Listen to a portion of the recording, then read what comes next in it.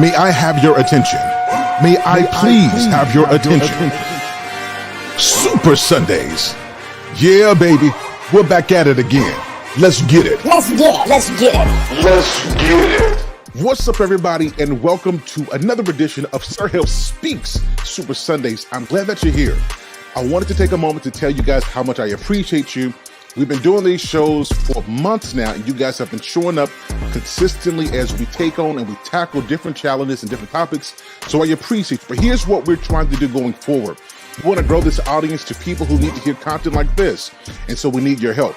How can you help us? That's a fantastic question. Be sure to make sure you hit that like button.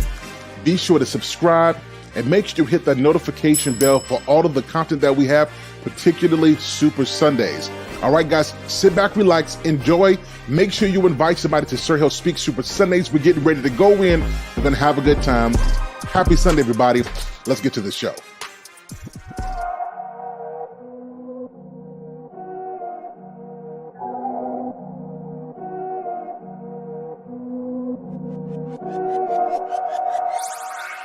Go dummy, go beast, oh no.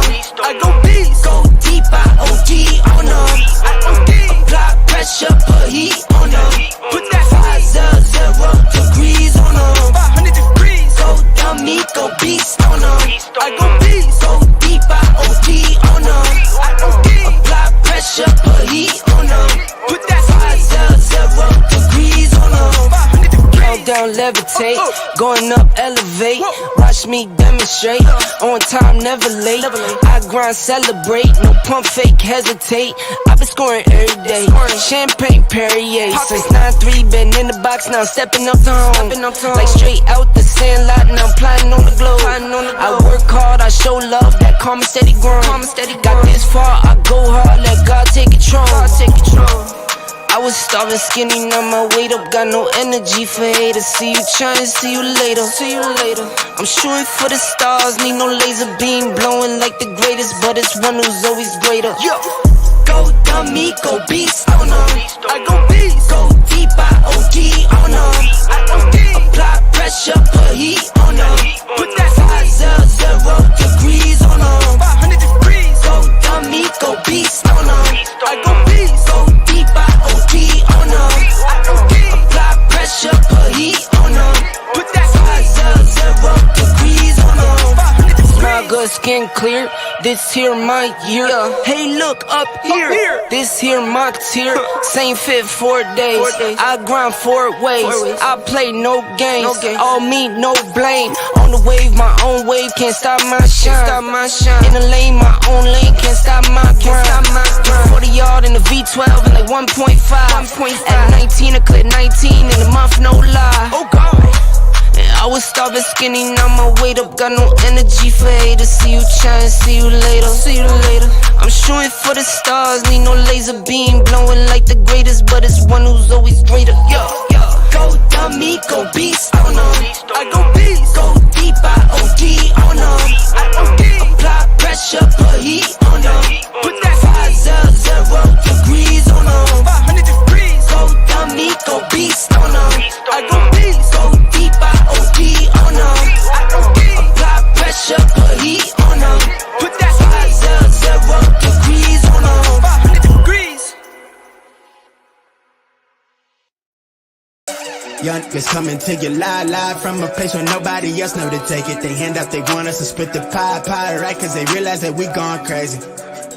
Yeah, I flipped my pie, really did that 180. Yeah, skirt.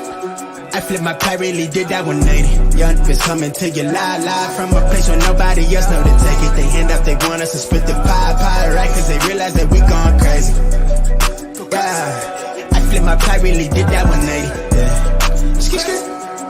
My pie really did that one. Who's that gon' tell me I can't do it? I can't do it. Better be on time with my bankroll. Talk fat, no ball cat, no lit word. Routine like clockwork, my wrist word. Let's go like I flourish the cook, got no roof on it. I'm taunting, I'm all in the moment. Everything lit, I don't miss. Till someone get John on the line, say the invoice is coming. I'm thumbing through stacks of that cold ball. They egging me on, so I'm going off. I got them mad, I show off. They treating my life like it's no law. I I never flex above my means. I spit the cream on my tribe, don't I? Don't bro me, don't know me, you not regime. To the one with the condom, my eye is on it.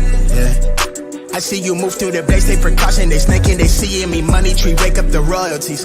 I got a queen, yeah, she go with me. She making me feel like I'm royalty. It's probably cause we royalty. I just got fresh with the golden piece, shrug, show the emoji, okay? You know it's me, diamond soul, dancing, singing like Jodeci. 10 out of 10 every time till they notice me. What you thought I was supposed to be. Ain't nobody close to me. Granted, my hits touch the billboards, and they printing my face on the billboard. They envy my drip, I'm enlightened. You should let go of that hate, but you feel more. I make them rage every time they get flame when they hear what I say, coming straight from the source, yeah. I come a long way from the coast by the shore, my boy, I'm enjoying this. Young kids coming to you live from a place where nobody else know to take it. They hand up, they want us to split the pie, right? Cause they realize that we gone crazy. Yeah, I flip my pie, really did that 180. Yeah. I flip my pie, really did that 180. Who's that gon' tell me I can't do? Better be on time with my bankroll. Talk fat, no ball, And now, your host, Sir Hill Speaks. Good evening, ladies and gentlemen, and welcome back to another edition of Sir Hill Speaks Super Sunday. This is Lost in Translation, and I'm being point guard about the best by Black David, also known as CBN. How you doing today, sir? I'm doing good. I will give you guys an announcement that Sir Hill Speak is supposed to join this broadcast tonight, because he have some exciting news he wanted to share, but he asked me to go ahead and share it. How would I say this? Lost in Translation, you gave this show a different type of flair that he never seen before. And he realized, like, yo, you really got that style, you got that look, you got the hook for it. What I'm hearing from him, he believes Super Sunday is actually meant for you to run going forward, because he, based on what he told me from last week's episode, it showed that you have what is required to make the show a great hit.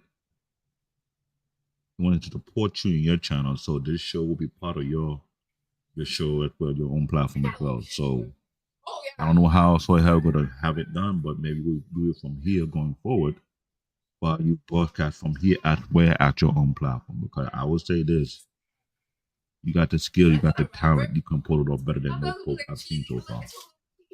So I'm here to deliver the message. Yes, I am CBN Tech Talk, also known as Black David, also known as Bear Paw. As my kid trying to get annoying before I start bringing Bear Paw to their behind, I'm the engineer for Soy Health Speak on Sunday and the Black Men Unfiltered Network. So until then, let the show continue. All right, appreciate it, Black David. Thank you so much. Y'all heard him. We'll be simulcasting from both channels, from Sir Hill Speaks channel and also from Lost in Translation podcast on Super Sundays. Now, what I'm going to do is I'm going to go ahead and get everybody together, and we're going to talk about a topic today. But before we get started, I'm going to go ahead and welcome those who are listening and those who are watching live tonight and those who will be listening in the future. Let me go and get the welcome out of the way. Welcome, ladies and gentlemen, to a sensational Sunday like no other. Get ready to elevate your weekend with Sir Hill Speaks Super Sunday podcast. Join us as we embark on an inspiring journey of wisdom, wit, and wonderment with one and only Sir Hill. Every Sunday, we'll be diving deep into the realms of knowledge, laughter, and thought-provoking conversations. Whether you're sipping your morning coffee, laughing in your favorite, laying in your favorite armchair, or out on a refreshing Sunday stroll, this podcast is your perfect companion. Get ready to be enlightened, entertained, and engaged. So sit back, relax, and let the Super Sunday podcast infuse your day with positivity, insight. It's time to kick your Sunday off in style with Sir Hill Speaks. Thank you so much, ladies and gentlemen, for coming out. I'm going to go ahead and welcome a few people and recognize a few people in the chat. Before we get started, I'm going to go ahead and say hello to Ashley. How are you? Welcome to the show. Welcome to the stream. Hello, I'm fine. How are you? I'm well. How are you? You know, we got to take care of our ladies. We have to give them the sprinkles. You know what I'm saying? Well, sprinkle me, baby. You know That's I'm right. ready. That's right. You're ready. How's your weekend going so far? Oh, baby. I ain't worried about the weekend. You know, I work all weekend. Indeed. I'm just glad I wasn't over there with the NRG Stadium and all that. Good. Well, I'm so glad you can join us this weekend because we have a fantastic topic. And Oh I'm gonna yeah, go I ahead and, seen. did you I see it? seen. Oh, We're I gonna get seen. into it tonight. You know what I'm saying? We're gonna get into it tonight. So the next person we're gonna bring up is the one and only, the number one Ronan. How you doing, Ronan? I'm good. About yourself? We're doing good, sir. Good to see you. How's your weekend going so far, sir? Excellent. Tomorrow's my first day going for my BA in graphic design. So, Fantastic. That's what's up. Congratulations, sir. and good to meet you, Ash. All right. Black David, who else we have coming up? I know we got one more. We have the one and only Reckless Ray De Niro in the building. Ray, how are you today, sir? You know, I wander into rooms. I live a life that's great. It's better than I deserve. And I constantly ask myself, how did I get in here? And where are the adults at? Because I need help. Indeed. I'm glad you could join us this evening. I want to say hello to a few people, man, before we get started. It's always great to welcome your guests and the people that's coming by. First of all, I want to thank Sir Hell Speaks for allowing us to borrow his platform so we can go ahead and expand this conversation. Tonight's conversation is mother wounds, the hurt you can't talk about. Yeah, we're gonna get into it tonight. There's a few more people I'm gonna recognize. Help My Relationship in the chat. And Nikkei Kinye is in the chat. Reckless Ray, of course, is right here. We have Lady Navoa. Also, the Quiet Storm, two moderators. We couldn't do this without you guys. You always point God about the best. We also have Corey in the house. T. Wriggles. Who else? We have World Class. And I could have swore I saw SB in the chat. Is SB? Hey, SB, how you doing, darling? We saw you in the chat. I ain't gonna let you slide. How you doing? So let's go ahead and get started. Black David, I know you got something for us, man. She said, hey, what's up, Reckless Ray? Stop wandering.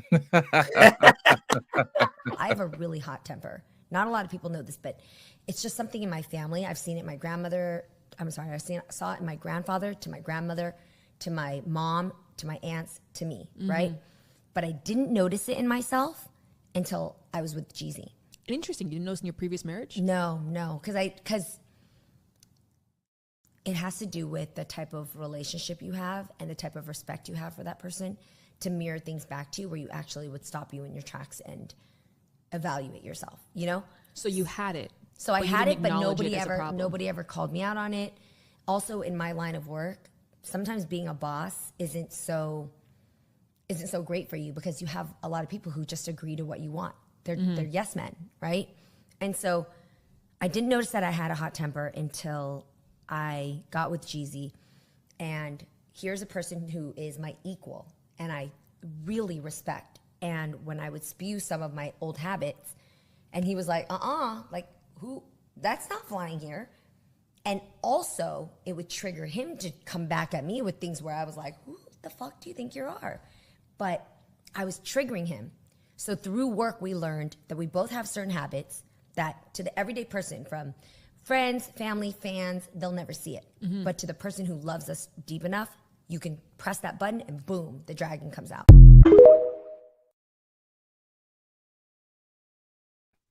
All right, gang. We're going to start with Ash on that one. This one. Ash, a bad temper can cost you a relationship. Your attitude is a big deal. What do you think? It surely can. I don't disagree with that at all. You see that walking in into the grocery store, you got couples just be arguing. I done been driving down the freeway and I don't know what went on. All I know, I had to move to the next lane, and dude and his girl was just over there arguing. I'm like, hold on, baby, let me just move over because this ain't gonna end well. Like, you see a lot of women that likes to chastise men on the spot like they're kids, and that's not how that work. Like, some conversations need to go on behind closed doors, and I don't think a lot of women understand that. You know, they want to get it done right then and there, and sometimes that's not the place, the right time. So why do you think they do that? Why do I think do it? Because they see their mama do it. So their mama made them do it. I didn't say they make. I didn't say make. I said they've seen. So they figured that is a learned behavior. So they figured that is the way to go because they think the results they mama got is going to be the same results they get, not knowing that you're dealing with a different man, you're dealing with a different background of man, a different character. And that's why a lot of all this society stuff is breaking down, is because people want the back in the day, the traditional with this new age, and they don't mix because somebody got to bow down. and ain't nobody bowing no more. Everybody got their chest up and ready to stick out and yell, and it's a duel to the end. Oh, is that the face, really? That's the face right there. Oh, okay. That Well, is we the gonna let that be face. the face. Like, who you 'Cause you think know you I talking could to? Right. Ronan, come on, man. Talk to us. A bad temper can cost you your relationship. Is that true? Yes, a bad temper get your ass left in public. Mm. I'm not a fan of those public displays out there because one, it shows you have a lack of respect for yourself and especially me. So, thing is, if we have our disagreement, we can take that to the side and respectfully take care of that. But if you're out here performing in front of everybody, you're going to get a VIP type of show. But the thing is, like, and plus it's a security issue too, because some people are looking for that type of situation to where take advantage of it. So they'll look for that level of division. So my thing is, like, if we have a situation, we have that communication to where respect is maintained first and foremost. And number two, like, if it's a situation, we can take that elsewhere and handle it as a couple because everybody doesn't need to be in the middle of our business. Right. Earlier, Jenny Meyer said that she noticed that, she had a bad temper until Jeezy said something to her about it. You know what I mean? Do you think it's a man's job to say, hey, you need to check your tone? Yeah. If he has a matter of self-respect, it's like, because if you wild one measure of disrespect, expect 1,000. So Right. it's best you check it at the door. I know as men, we have our respective habits, but that's where the communication comes from. We'll let you know where the boundaries are. That's where respect is maintained or broken. So I know where your triggers are. It's my duty to make sure I don't trigger you to do those things out of spite or just out of respect. But once you lose that respect, that love cannot exist. Gotcha. Reckless Ray, it's on you, sir. I mean, they sum that up pretty nicely. I mean, it goes back to she's navigated her life up to a certain point, dealing with a certain level of man that was beneath her. Right? If you've got all the leverage, in which she did, because these dudes are chasing after those baddies, right? Then yeah, she'd navigate through her life going, oh, I can blow up and this dude's just gonna take it till he crashes out and dips off and I'll replace him. Because she's the prize, right? I'm the prize. Until she met a real one. And once she met that real one, then it became a level of like, hey, like, there's some accountability here. This guy's not just gonna roll over and placate to these actions that you have, and then it becomes an issue. But until it becomes an issue, it's actually for most women not an issue. They navigate through their entire lives with their feet never truly touching the ground until they get something that they actually want and fuck it up and lose it. Then they out here big mad, big sad, doing whatever. And it's like, well, congratulations. Now you're relegated to lesser men because you got what you asked for and you fucked it up. Enjoy it. I mean, the streets will take you back and you can continue navigating exactly as you were. And you can have all these men that are underfoot and think that men ain't shit. But like that real one that you had, you ain't going to get that one back. Goddess B said, especially if you had to deal with other toxic things from a partner plus a temper and goodbye. You know what? Here's my thing. Ashley, I want to ask you a question. And I know you've probably seen this before. Do you think that women with bad attitudes can get away with stuff if they're extremely gorgeous? Do you think that a lot of guys acquiesce to a woman's bad behavior because she's gorgeous? Some of them will. Because it goes like this. If I know I can get away with something, I'm going to do it. I'm going to push your limits just to see what you're going to do. Because a lot of times, that's all it is. People out here getting with, lower value people, whatever you want to call it. And they just snowball them until, you can't go no more. That's the way I see it. It's like a domino effect. Like a lot of these women good with lesser men because, hey, I got the money. So if I got the money, that means whatever I say, you going to go with it. You going to roll and you ain't got no choice. Or you can leave and go back to the hood and get your little hood stuff, but you ain't going to have this luxury. And that's where the problem was. She came, like he said, like Reckless said, she came up on a real one. And that's not how it's going to be because they both have bags. And I don't think they realized it. But back to your original question, yes, women do use their looks. And then if they got a bad attitude, don't feel like they got to fix it. No, they're not going to fix it because they're so used to people taking it. I see. Rona, let me ask you, do you think that Jenny Mai didn't think that Jeezy could do better than her? Is that the reason why she acted up? If that's what she thought, that she saw that wasn't it. We all know simps like to elevate and praise beautiful bums. Like a chick, she looks the part, but then her attitude and her mindset is trash. He likes her as a trophy. He sees her as a possession. But if a solid dude likes her, it's like, okay, besides that beauty, what do you add to my life? You add peace. Do you add a sound presence? You know, because yeah, there's some people. I mean, there's some women who look good, but as soon as they start speaking, you got to hand them a coloring book and sit them in the corner. That's why I said the whole thing is like a plastic truck nuts disorder. So when you start talking like a dude, you get treated like a dude. So that is hilarious. Plastic truck nuts. Look here, Ray. Ray, what do you think was in Jenny Mai's mind when she thought that she could just try to run over Jesus? Did she realize exactly who she married? No, she didn't. She thought that this was just another one that was another one. That's how they look. They go through life, never getting checked, navigating from dude to dude, doing damage. Then all of a sudden they get their feelings hurt when they find that real one that's willing to be like, cool, you're out. Bye. enjoy the streets. I hope you like them. Like they don't understand it. And like, even the ones that say that they do, they don't. And this is the reason I tell dudes, like, you look, if she on medication, red flag, move on. If you look at who she's been dating and them dudes ain't at the level that you at, red flag, move on.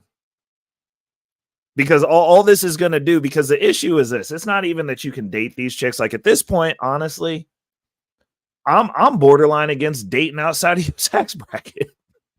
Like I've always said that, like, you know, I could go change the girl at McDonald's life, but I'll tell you why I wouldn't. Because if stuff doesn't work out, she going back to the gutter and she's going to embarrass me by letting these dudes think that they can get what I got access to at her tax level, at her tax bracket, because she going back to where she was. Right. And when she gets there, now you've got these lesser men, these dysgenic fucks are going to be having access to this woman thinking that they're cool, like, oh, Reckless Ray De Niro, like, oh, I'm top 20% too. No, you top 20% of the trash that was left over by Reckless Ray De Niro. And to be honest, she's never actually going to want you anyway, because trust me, you come in a chick behind me, bro, I done destroyed her soul already. She going to ride you till you die, bro. Good luck living up to the expectation that I've set. Hilarious. Come on, Ronan. I know you got something to say. Actually, now I think about it, Jeannie thought she could get away with that because she saw him as a fetish. You think that's what it was? And she made that. The thing is, like, they love to say my past is my past. That doesn't matter. Actually, it does matter. So that's why I encourage guys to go meet their family, see where they came from.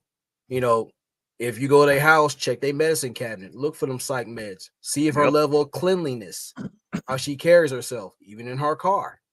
I mean, that's not a sole indicator, but still things add up. And how she, especially her association with her friends. If she's around a bunch of birds, she's another bird too. So, yeah, she treat him like a fetish. And when you see somebody as a fetish, you don't see him in the same regard of respect. It's just something to do or something like an achievement. And once that's done, you get treated like dusty trophies. It's just like, all right, been there, done that. Absolutely. Welcome to the show, the one and only Polo Blue. How are you, sir? Welcome to the show, sir. Welcome to the show. How are you today? Great, sir. How about you? I am well. What do you got? How much of the show have you seen so far? I just turned on. I know I'm late, and that's all right. I'm gonna run the tape back. Black Dave, run the tape back for Polo Blue. I want to get his perspective on this Jenny Ma situation. Run it back for him. I have a really hot temper. Not a lot of people know this, but it's just something in my family. I've seen it in my grandmother. Saw it in my grandfather, to my grandmother, to my mom, to my aunts, to me, right?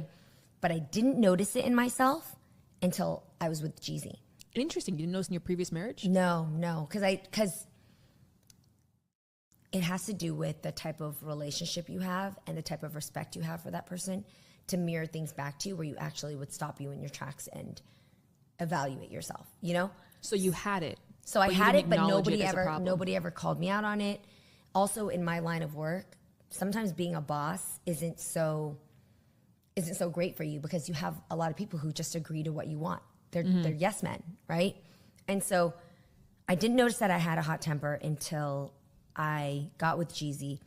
And here's a person who is my equal and I really respect. And when I would spew some of my old habits, and he was like, like, who? That's not flying here. And also, it would trigger him to come back at me with things where I was like, who the fuck do you think you are? But I was triggering him. So through work, we learned that we both have certain habits that to the everyday person, from friends, family, fans, they'll never see it. But to the person who loves us deep enough, you can press that button and boom, the dragon comes out.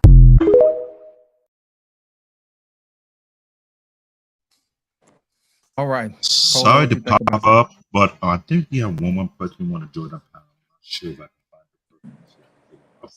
Who's that? So you said somebody else want to join the panel? Let's see if the right person. Ladies and gentlemen, what's going on, everybody? Oh, wow. There he is. Sir Hell.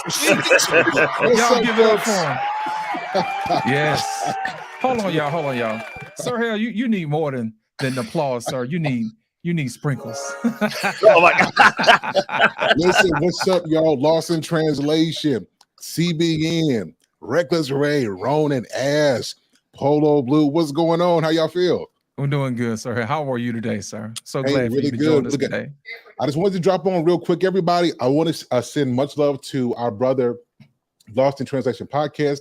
As you guys know, let me do this right. Let me do this right.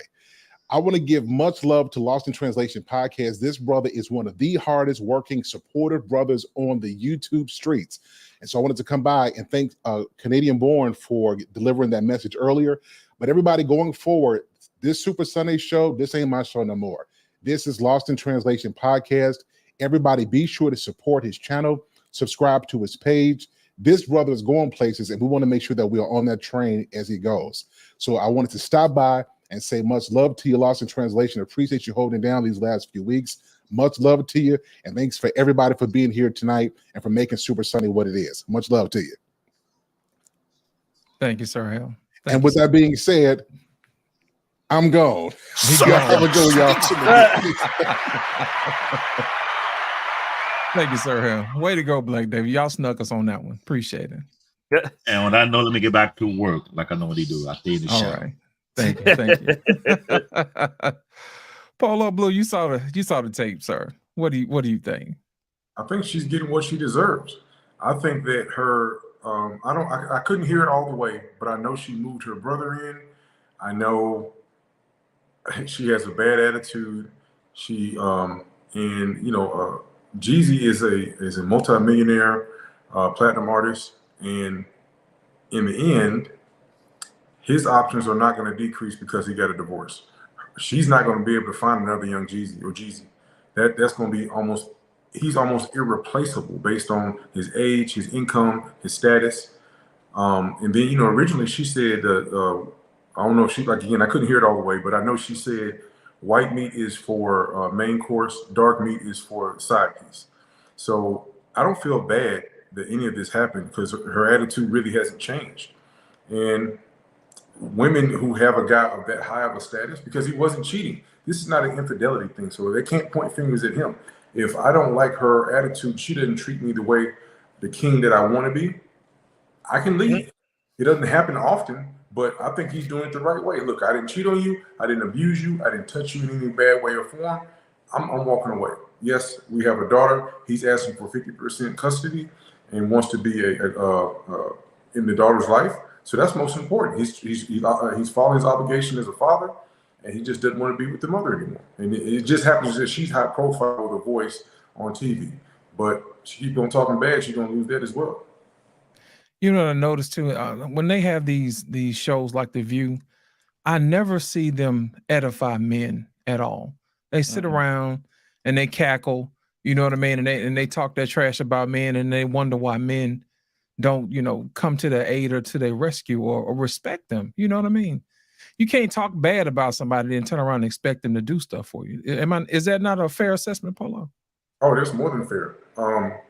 I think that what is it? The Real, The View, The Talk, they should have a man who is very outspoken and very confident to balance it. But you know, there's a reason why there's all women, because all the men are at work. We don't have time to sit there and cackle all day because we're at work. And if we're not working, we're managing or something. But we don't have time to sit in Day Talk TV, because my lady asked me, "Hey, you know who Jenny Maya is? The lady who's married to Jesus." She said, no, she's on whatever it is. I said, no, that's not why I know her. And I'm not lying. You know her from being Jesus' wife, and you know her from being TV. Correct. Yeah, true. All right. Anybody else want to add anything else before we move on to the next topic? Ronan, did you have anything you want to add? Well, that was another thing too, especially she's sending another deterrent, bringing her brother in. I'm sure they had some words about that. So yeah, it's already been established. Like she had her way, she needed control, and he wasn't feeling that. But according to her thing, said like seeing her mother do it or something like that. When you start a new relationship, it's a new slate. Right. So if you start seeing, you know, same old patterns, you haven't learned anything, and you get in trouble putting a have an X on top of a new situation, you wonder why you get the same old thing or worse. You know, I just thought about something too. Normally what happens is people try to emulate what they've seen in their parents' relationships, and they try to apply that to the relationship that they have without even learning the person that they're with. I think sometimes people can get together too soon without knowing each other. Ashley, let me ask you a question. Do you understand why it's important for people to actually get to know their mate instead of just taking what they learned from their parents and copying and pasting, try to put it on their relationships? I can hold both hands up and every other limb. Yes, I can hold all the limbs up. Look, to me, I feel like if you don't know a person, it's finna be a world of trouble. Lived it, going through it, all the above, because you don't know them. And then it's like, oh, everybody's ready to say, I love you, I got somebody, here's my trophy, or this is what I got out of it. And then at the end of the day, it ain't nothing but a little plastic cheap toy. What do you say, little cheap boats, truck boats or whatever? Yeah, that's that's it. what it is. You know what I'm saying? Because to me, I just feel like we don't take the time, like social media and all the movies that we see nowadays, nobody takes the time to get to know each other. Nobody takes time to actually learn who they with and study who they with. They just, boom, we together, we gonna roll with it. And then when the wheels fall off, everybody running to social media crying, want somebody on their side to understand their pain. And at the same time, it's like if you just would have stopped, look at what you actually got instead of what you want to see, you would have saw this already. And like I said, I'm a victim of that. Running full speed and didn't see the wall coming real quick, and then bam. Right. That's just what it is. Right. Let me ask you a question, man. Shoot. A lot of times, man, we watch TV and movies, and we try to emulate our relationships. Well, some people try to. I don't do that. But we try to emulate our relationships, right? And they don't realize that these relationships that they see on TV are designed to be wrapped up within an hour or less. You see what I'm saying? And in real life situations, sometimes these things can go on for days, man. So what advice would you give to people to say, hey, look, you know, don't try to, you know, do what you see on TV because this ain't programming, you know? Right.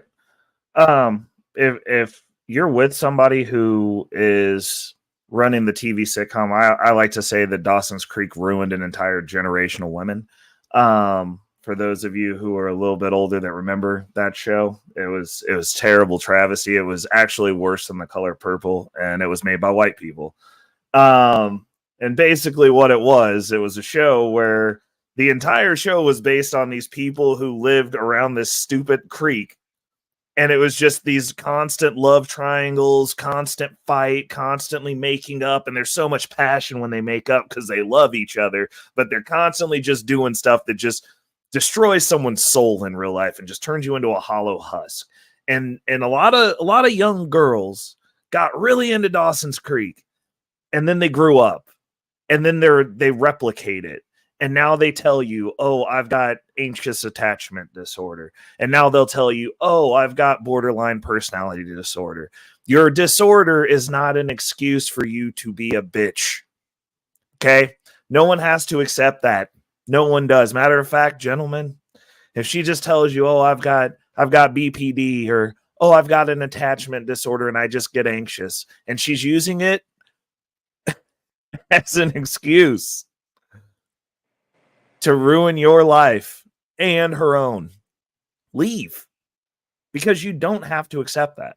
You don't. Life is too short to live every day of your life fighting a battle in the streets for resources with other men, and then coming home and having a chick who's using her disorder as a blunt force weapon to destroy your existence once you get home. You only have one go at this as far as we know. And if you do have more than one go, you ain't going to remember this one. Right? To be doing this over and over and having terrible lives and allowing these people to just destroy you mentally. The one last vestige of peace that you have, the one piece of quiet, the one piece of solitude that you might have in your long day, your long week, your long month, your long years, your long life. We are just, all we do is work and die. That's all we do.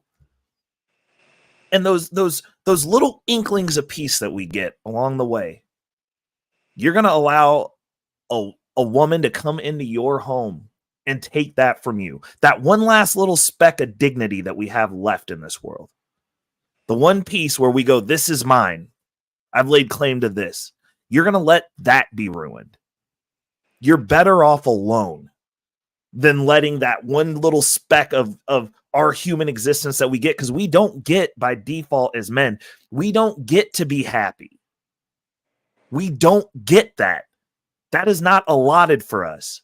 Those little moments of peace are as close to happy as we're going to get, unless you want to navigate the world like a woman, which is fine. But women and children are the only ones who get to be happy. We get small inklings of peace. And what we do is we allow these women to come in and be like, oh, well, I'm hot tempered. Oh, I'm a boss bitch. I'm this, I'm that, and destroy that. They take that from us. And then on the back end of it, they want to talk shit to us when we're upset about the one little piece of peace that we had being taken. We're not even allowed to talk about that. So no, I say get rid of them. I say get rid of all of them.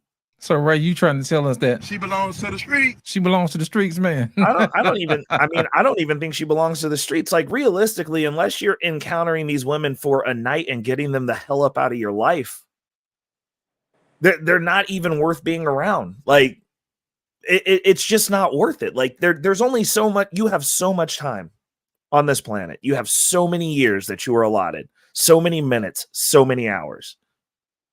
And you're going to spend them arguing with your wife every day when you get home from work every day.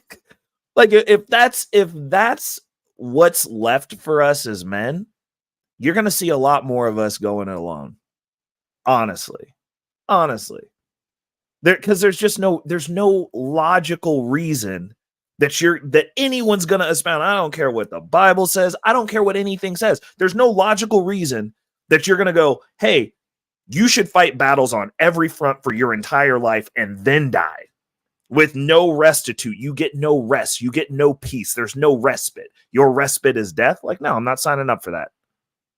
Put me on every other team, sir. Like, it just sounds, these are terrible existences. But that doesn't mean that that's every woman. But like those women specifically, they need those natural consequences. The natural consequence is the men that you say you want aren't going to accept that behavior. They're not going to want you will be alone. You will either end up with a lesser man who will tolerate you being the boss, which is fine, and you can have those results. They don't deserve good men if they're not going to be good women. Like, it's that simple. That's what's up, Ray. Paul, let me ask you a question, man. Back in the day, we used to have this thing called feminine wiles. And for some reason, it just seemed like it's a lost art. You know, when a lady drops the handkerchief, you know what I mean? And then you sashay over there to pick it up and say, "Pardon me, ma'am, but you dropped this." And she'll say, "Did I?" And then after that, you take it from there as a man. Let me ask you a question, Paula. What is it going to take for us to bring something like that back, man? Because we're missing it, man. Every day we don't see it, we miss it. Because, well, we got to get rid of the boss bees. We got to get rid of the independent women, because what are they independent of? Men. So they get credit. And on my podcast, I say, well, you don't get credit for being an adult. You have to be an adult at a certain age. You can't revert back to living with your parents, especially if you have children.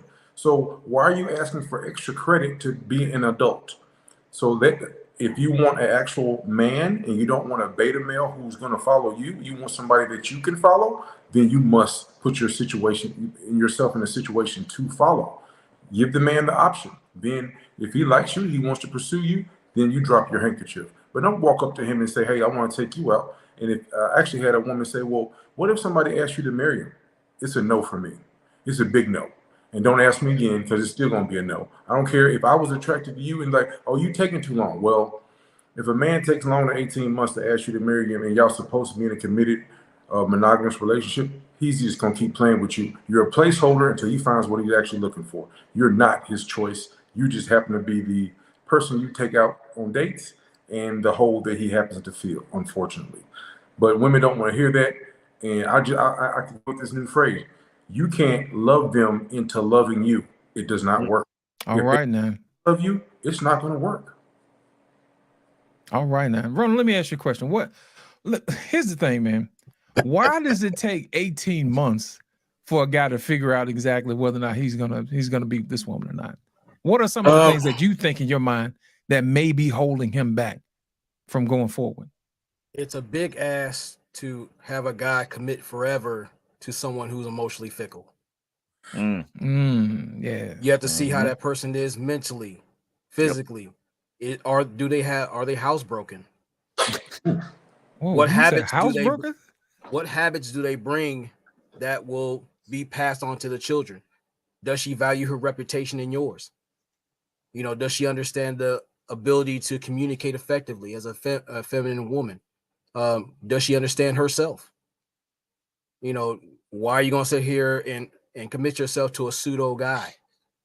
That doesn't work. You know, like what are her priorities? How does she move? And a guy has to watch not just what she does, you know, in front of everybody, but in private. What does she do outside of the house or out your eyesight? If it doesn't correlate to everything you're looking at, or if she doesn't have a plan or have an understanding of what she's campaigning for, why are you putting a ring on that? Like I've said, no man wants to negotiate with an emotional terrorist. Your edgeless antics are not going to get you to the altar. It just won't, especially nowadays. So that's why a guy has to take some time to not just how she looks in skimpy outfits. How does she look in certain rooms? Because some are obstructionists when it comes to the vision. Well, I don't like this because it's going to keep me from my girlfriends. Okay, if your girlfriends are gutter snipes, then that's where you need to be. So that's why a guy has to take his time, because this is an important investment. His last name has to mean something, especially if he spent time building value only to basically waste it on some bald-headed hoe. Yeah. Wow. All right now.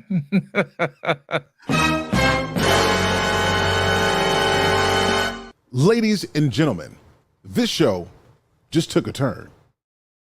Oh my goodness. One last thing. One more thing. And just a little title thing. It said that anti-angry sit-down win advocate. That's another issue that's going on, that's prevalent nowadays. Sometimes a lot of these women have ruined sundress season for the past 4 summers because their hygiene is questionable. Oh, Either their walk by when is disrespectful, or they sit down a little too fast and they change the smell of the room and the fabric. So those are things that guys have to look at. Ladies and gentlemen, this show just took another turn. My.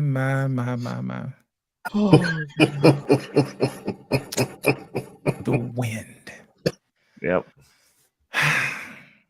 With that being said, we're gonna move on to the next topic.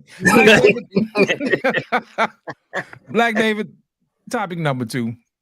Roll that beautiful beat. Dr. Gamora Mate said that no siblings are like all raised the same because each of you are triggering something different within your parent, depending on what their trauma is.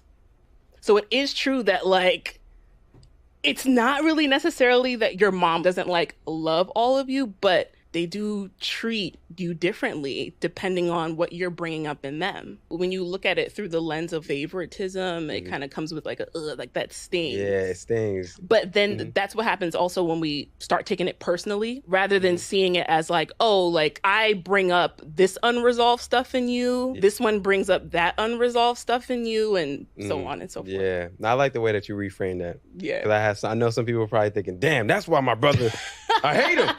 Nah, I know. So I'm glad you cleaned that up for us. Yeah, man. So let's talk mother wounds and relationships, because I feel like there's.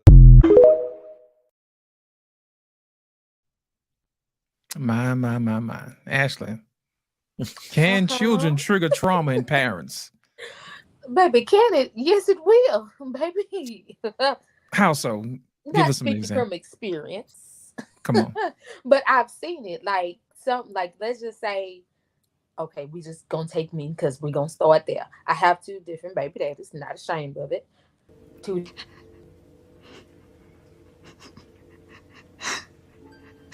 lock in. Okay. But oh my goodness. But it's like what I actually witnessed growing up, it was like the first child, like that one got all the ridicule. That one didn't get the love that it needed. It just wasn't there. Like my mom would be like, let's say, I'm trying to keep this discreet as possible. I can assure you, I don't answer to anyone. So, oh, you so pretty and all this other type of stuff. I'm looking like, you ain't with neither one of their daddies. So why are you treating them different? Like, how and why? Because I never did understand that. Like, why do you treat your kids different? I don't care what go on, but why? That to me is baffling. I would both mind. You know that. Lost in Translations. I spoke on the other podcast. Right. But I would both mind. I love mine equally because there's no difference. And like I tell them, I don't like neither one of y'all daddy.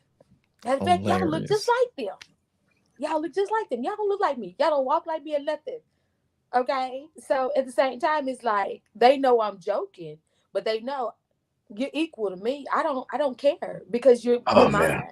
At the end of the day, I still have to raise you. And I never have understand like how people can have kids with multiple daddies, but treat like the last 2 or the one that they're with, treat those kids better than the other kids.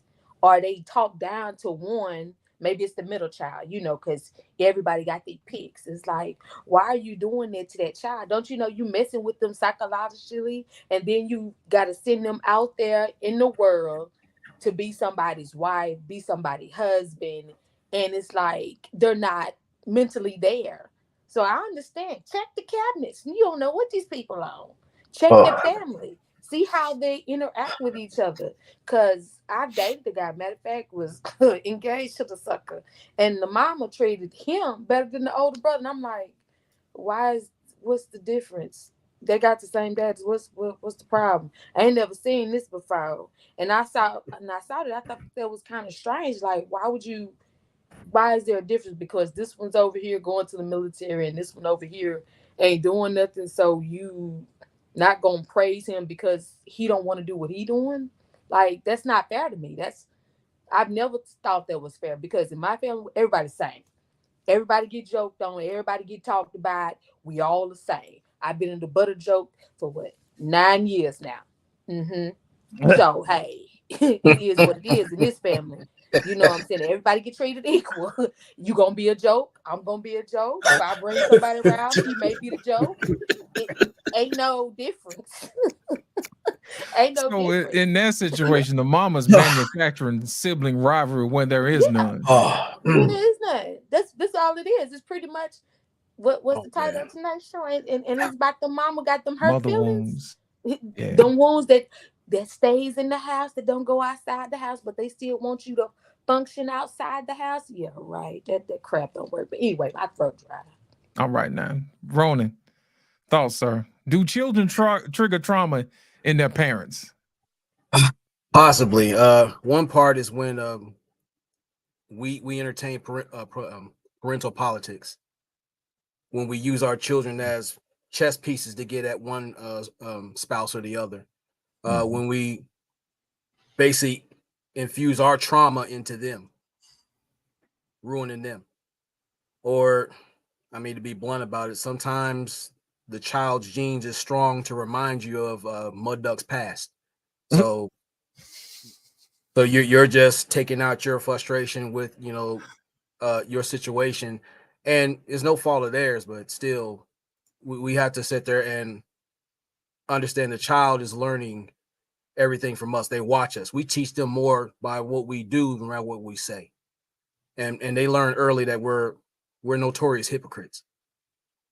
They know that we're not together as a couple. They know that, they hear us at night arguing over simple things as far as money, accusations, past traumas and current.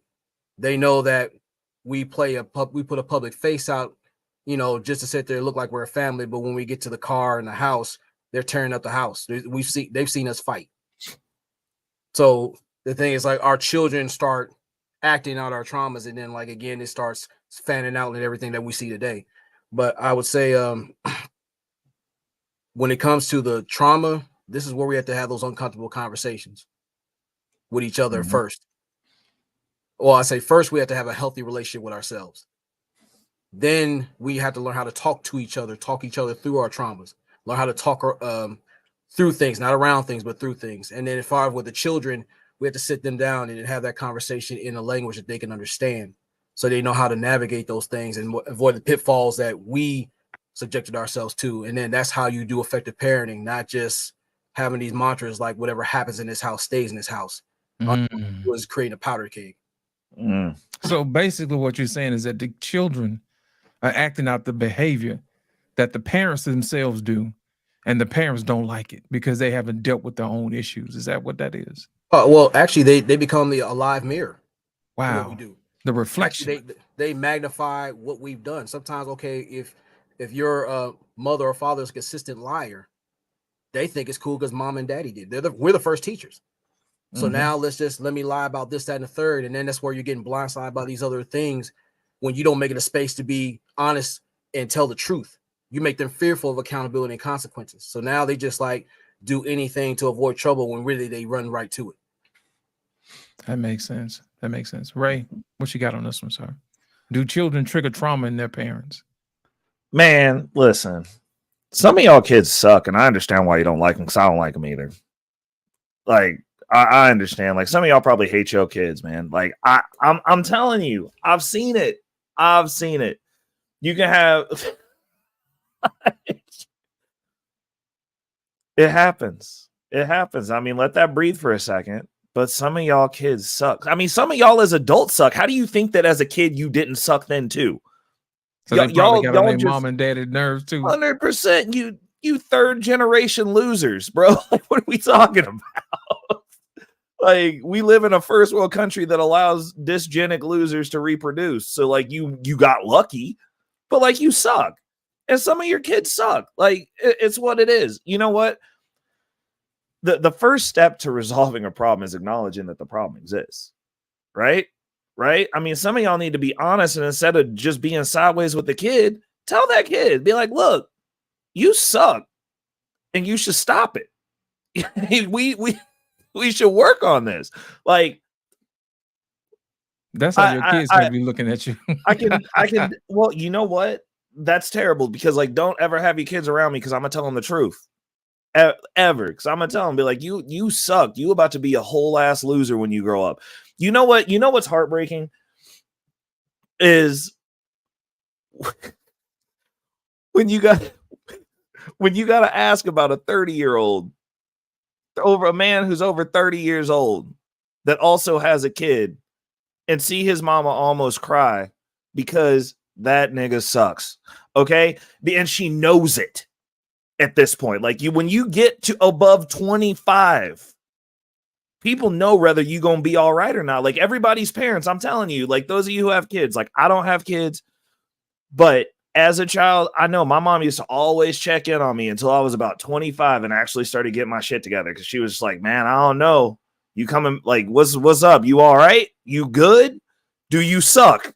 I'm not sure. But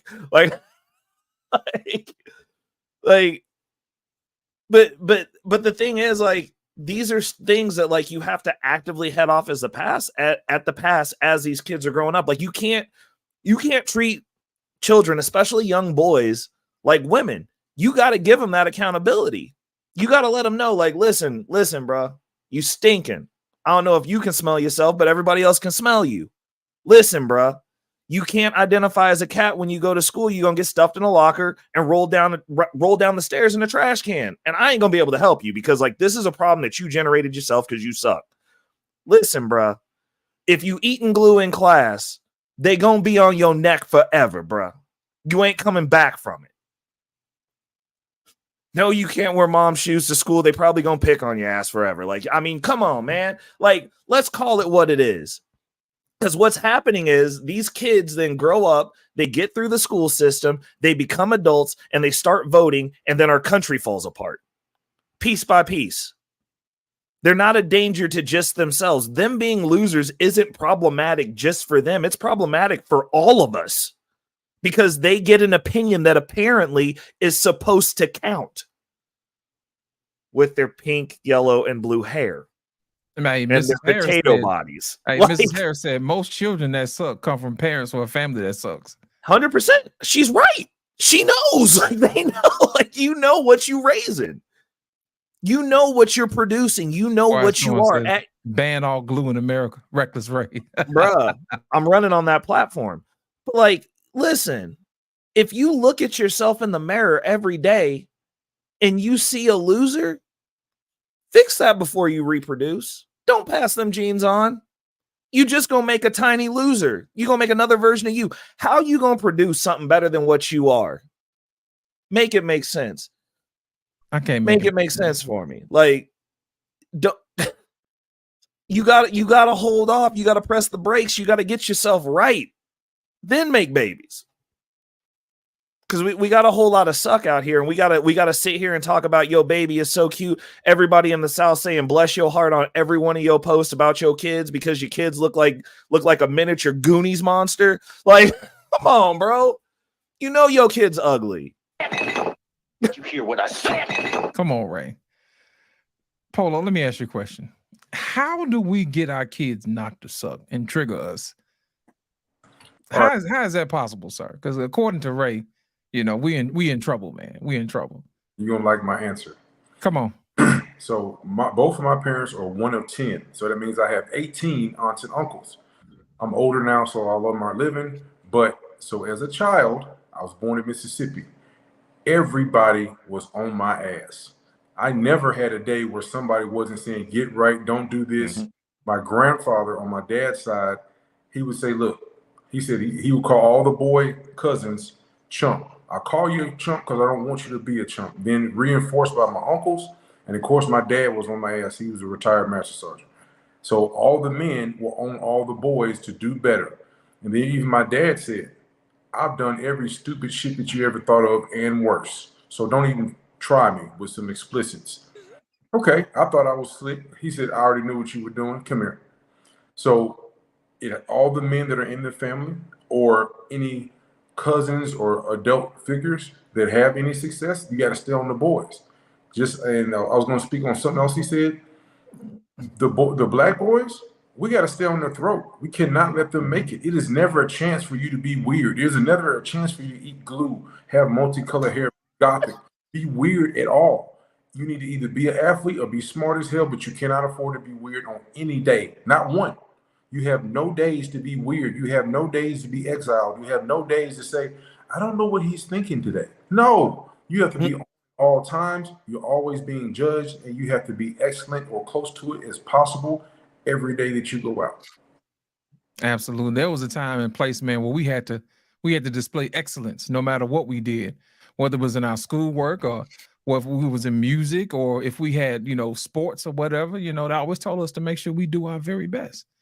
So to me, it just seems like we're not striving to be our best anymore. You know what I mean? I'm trying to figure out exactly how did that happen. Ash, go ahead, Polo. I'm sorry. How did that happen?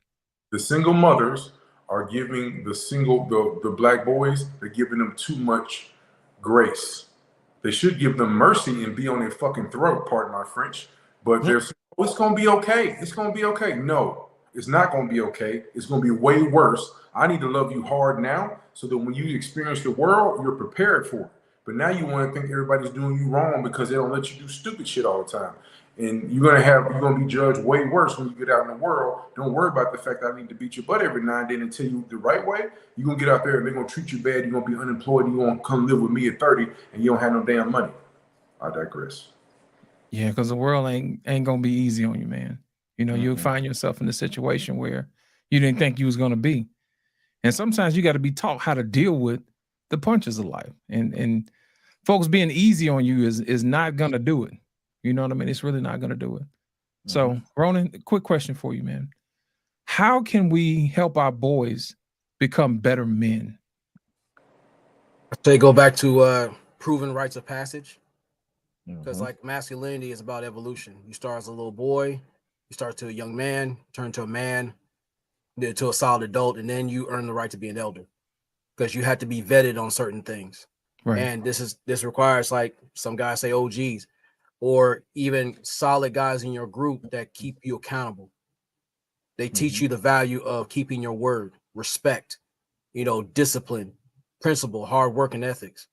Instead of being a hobosexual in training, they teach you how to stand on your own as a man. And they actually show you how to treat women that you should be proud of. Because they'll be a reflect. The thing is, it's not just the women you choose. It's about your associations, their reflections of you. So at certain stages, look, we expect you to be the best as every stage possible. So that way you could pass it on because we're not going to be here forever. And brutally honest, even though a child may not have the facial features that are favorable, they start learning how to work on other attributes to bring out the best in them. So yeah, we learned in school, either you're going to be an abused introvert or you learn how to fight back using wit.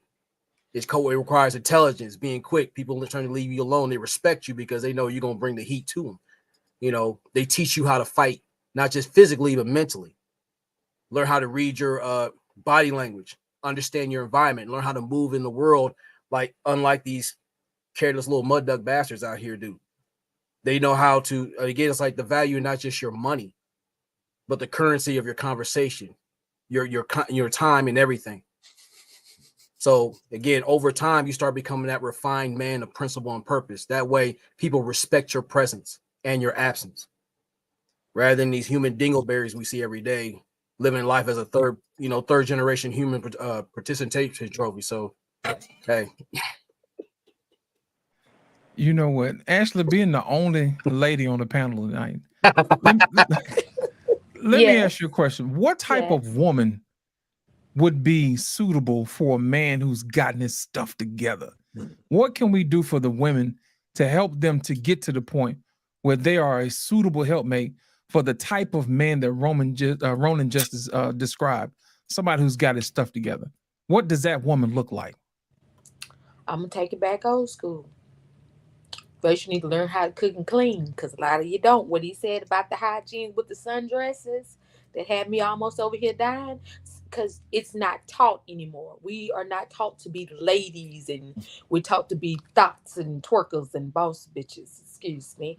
We taught how to get to the money and get a man out some money, but we ain't taught how to keep our body up to par and check it and the discolorations that may come up out of us.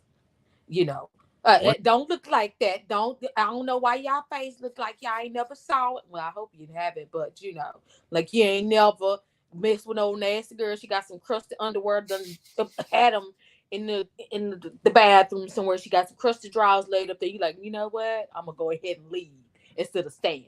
Don't act like you ain't never been around somebody and you had to leave up out their house because you saw some underwear that says, this bitch don't go to the doctor at all. Let me go ahead and roll up out of here. You know, let's not do that. Let's not do that. But anyway, basically, women are gonna have to start actually being women and not women of the street. Because because I saw this change coming a long time ago when we start wearing lingerie outside as outwear. What was that? That was about 06, 07, somewhere around off in there. Yeah. When people started taking the night clothes and putting them with a pair of jeans. I'm like, where the hell you going? You're not going to your bedroom. Why is this being worn outside? And then I'm going to go ahead and hit the nail on the head. This feminism shit. That bullshit right there. I don't understand it. I'm not with it. Because you're trying to tell everybody respect my feminism, but at the same time, why is it that when people have sons, you're not raising them as little boys? They're more feminine now than ever. But you want to sit here and say masculinity is not okay. But first of all, we need to respect our genders and go back to our actual gender roles, because I don't know what the hell a thee, they, them, and trim is I don't know what all that is. I don't know. I don't know what all that is. I know a person, place, a thing. That's what we were taught. You know, person, place, a thing. That's what we were taught. But now it's like our generation, I guess you can say going forward from our generation or going back, whichever way. Everybody's got this freedom of speech thing wrong. Everybody want to be respected as an individual, but now you got these groups of people and rejects from high school getting together and saying, hey, they excluded us in high school. Now that we grown, let's make this a rule for us. Now they can't exclude us. It's like everybody got something to say, but it really doesn't apply. And you got the bandwagons just jumping on and running with it. And that's what they're doing. Like all this pole dance. I've never seen so much pole dancing in my life. Like, if you're not being a stripper, what you being a pole dance for? Your man want a meal. And you know, also in translation, I told you on this other podcast, we need to learn how to cook, clean the house. How you gonna tell your son, oh, you need a woman like this, but baby, you can't cook. Only damn thing you do is cook noodles and damn raviolis. What kind of damn meal is that? That's nothing but high blood pressure there. You getting him ready to go ahead and go into the see a doctor. He the next patient. Like, he about to head to the upper room. You know what I'm saying? That bumps up in there. And you ain't got no burial plan for him. But that's, to me, it's just that we need to start back being our natural selves. We need to learn how to be women, and men need to learn how to be men. And hey, it's okay to have that, because everybody know we got that one Fruit Loop in the family. Everybody know you got that one that you know for sure. Let them be there. Let them go over there. But can we just stop with all this extra? Quit pushing a narrative that don't need to be pushed. Everybody got their own opinion, but at the same time, it doesn't fit. Our kids are being lost. You got these damn little boys running around here with these little tight ass pants and the ass hanging out, and I'm trying to figure out what the hell going on. I'm like, did your mama really let you walk out the door like that? And your mama went to the store with you and bought these jeans and said it was okay for your ass to be out here in the public. Do you not know what that means? Why can't we teach our kids right? Because see, the breakdown really is with my people, the single mothers, because we're not mothering. Because one, we mad. I'm gonna say we mad. Because one, we ain't got no man. Because we don't ran them out because we had one too many kids. Our mom too smart. We too damn independent. And then when a man come and spend his money, we expect him to be the employee and not the CEO. He's supposed to be the employee, okay? And then another thing, we don't tell the damn kids what to do. Damn kids running around doing whatever the hell they want to do. Little Tasha out there in the streets fucking up, bringing the shit back to the house. Now you got the police knocking on the damn door. But you're not being a mother, but yet you on Facebook, free my son. Oh, he didn't need to get shot like that. Oh my God, we gotta go for me. No. If you would have whooped his ass a long time ago, we wouldn't have had this problem. If you took a time and be a mother, just sit down and be a mother. Think about what went wrong with you. You got, in order to cure it, you got to start in the house. And some of our houses ain't clean. Goddamn it. A lot of motherfuckers ain't cleaning. They just taking pictures in the bathroom and you see them by. That's all you seeing. That's all you seeing right here. Because if you look down below, you got shit everywhere, toilet paper rolls, water bottles thrown everywhere, trash need to be taken out from yesteryear. I mean, come on. Like, as women, black women, especially black women, need to calm the hell down with this independent stupid shit and get your ass back in here and start raising these damn kids. Because if you hadn't noticed, we don't have too many people talking about they being a black doctor. We don't have too many goddamn lawyers. We don't have too many shit running around here. Oh, we got these little goddamn pookies and Ray Rays talking about they finna live out this Grand Theft Auto life. Then I'm trying to be a working citizen. Gotta shoot this little motherfucker because he over here trying to steal my shit, or he on my bus begging for a ride to the corner, to the next stop to get with the other guy. Like, ain't nobody parenting. Let's be real. Black folks ain't parenting no more. We just having kids and push them out the world. Have a kid, get a check. That's pretty much where we at. Have a kid, welfare. Have a kid. Oh shit, girl, he slow. Oh shit, get a check for it. Get a check. They'll give you a check. They'll give you food stamps. Bitch, we ain't got to work. But then here I am, can't get a goddamn dime because I want to work. Yes, I am mad. I'm very upset about that. Because how do you want to work and you can't get a damn dime from the government? But as soon as you want to be sorry, want to go hang out, get in before 11 that's free, you ain't got to do shit. Man, please. But yes, women need to start women. Women need to start women. Yeah, they need to start actually being women. Rona, to sum up what she said, don't get a woman that do none of that. Okay? Whatever you're looking for, don't do none of that. Okay? I don't know where to go with this one. You know, and she's right. It's like we have to be accountable for our vetting process. First of all, as men, we got to vet ourselves. Are we worthy of the women we're asking for? Amen. But most times, and let's be brutally honest, we settle unnecessarily. Most times we figure if she has about at least 3/4 of her teeth or has a pulse, has taken a shower at least 3 times a month, then we got to raise the bar. And there's too many guys who are promoting beautiful bums who read at 3rd grade level. You take them to a restaurant, she's eating a steak with a closed fist and a fork. I mean, it's outright disgusting what we do as individuals just to have somebody. So if we talking about we're men of purpose and principles, it has to reflect that in who we choose to represent us. So if she is running around with her kids looking, covered with Cheetos, dust, and failure, and loaded Pampers, and she has a clothing found, formation looking like middle California in her house of clothes, or she's doing a smell test and says I got 3 days left on this shirt. Ladies and gentlemen, this show just took another turn. I mean, it's Cheetos and failure. I mean, the thing is, like, you have to, like, again, it's like if you say you're at this level, they have to meet that standard and make it reasonable. We're not talking about as far as like financial, something like that. You guys can work on that, but still, do they have a level of class and dignity about themselves? Can they speak like a human being? Right. Are they a good reflection of you? Where did their parents come from? Meet them. See what dysfunction and how big this person is going to be, or how built bad this person's going to be. You'll get a look at her mom or her dad. You'll see if their genes are strong in a way you don't feel favorable. You got to know that too. All right, then. Polo, you want to add something to this before we move on to the next topic? Yeah, it's real simple. The reason that men settle is because we look to qualify, find a reason to be with a woman. We are looking for, let's just say we want 5 things. We want to be pretty in the face, nice breasts, hips, ass, and toes. We'll take 3 out of 5. And we'll be like, you know what? We can make this work because we're looking to settle. We're looking to put our resources in somebody that we hope will push us forward, will cook and clean for us. And then they don't. But we're looking to marry. It's the women that want to replace us. It's the women that want to disqualify us. We want to be in relationships. We want to be in monogamous relationships. It's the women that want to replace us. It's not the other way around. my thing is, why don't they want to be married? That's the question.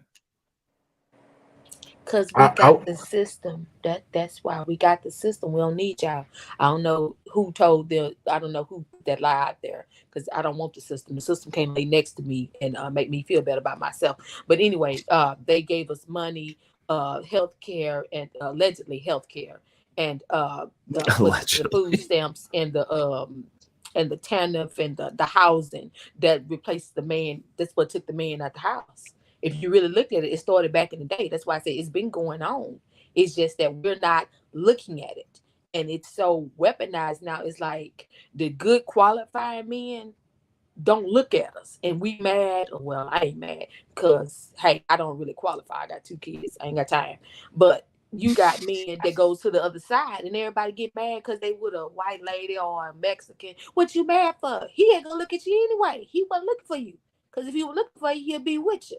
That's the one thing I never did understand is people always, oh, he over there with that white girl. Okay, so what? He didn't want you. Oh, come on, Ray. I mean, it's not just that. You didn't want him until he had something that you wanted.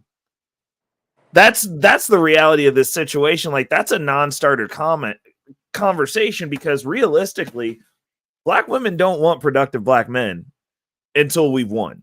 Y'all want to sit and do whatever you want. You want to get busted down by Ron, Day, Man, Pookie, Raekwon, Dabarius, Jafar.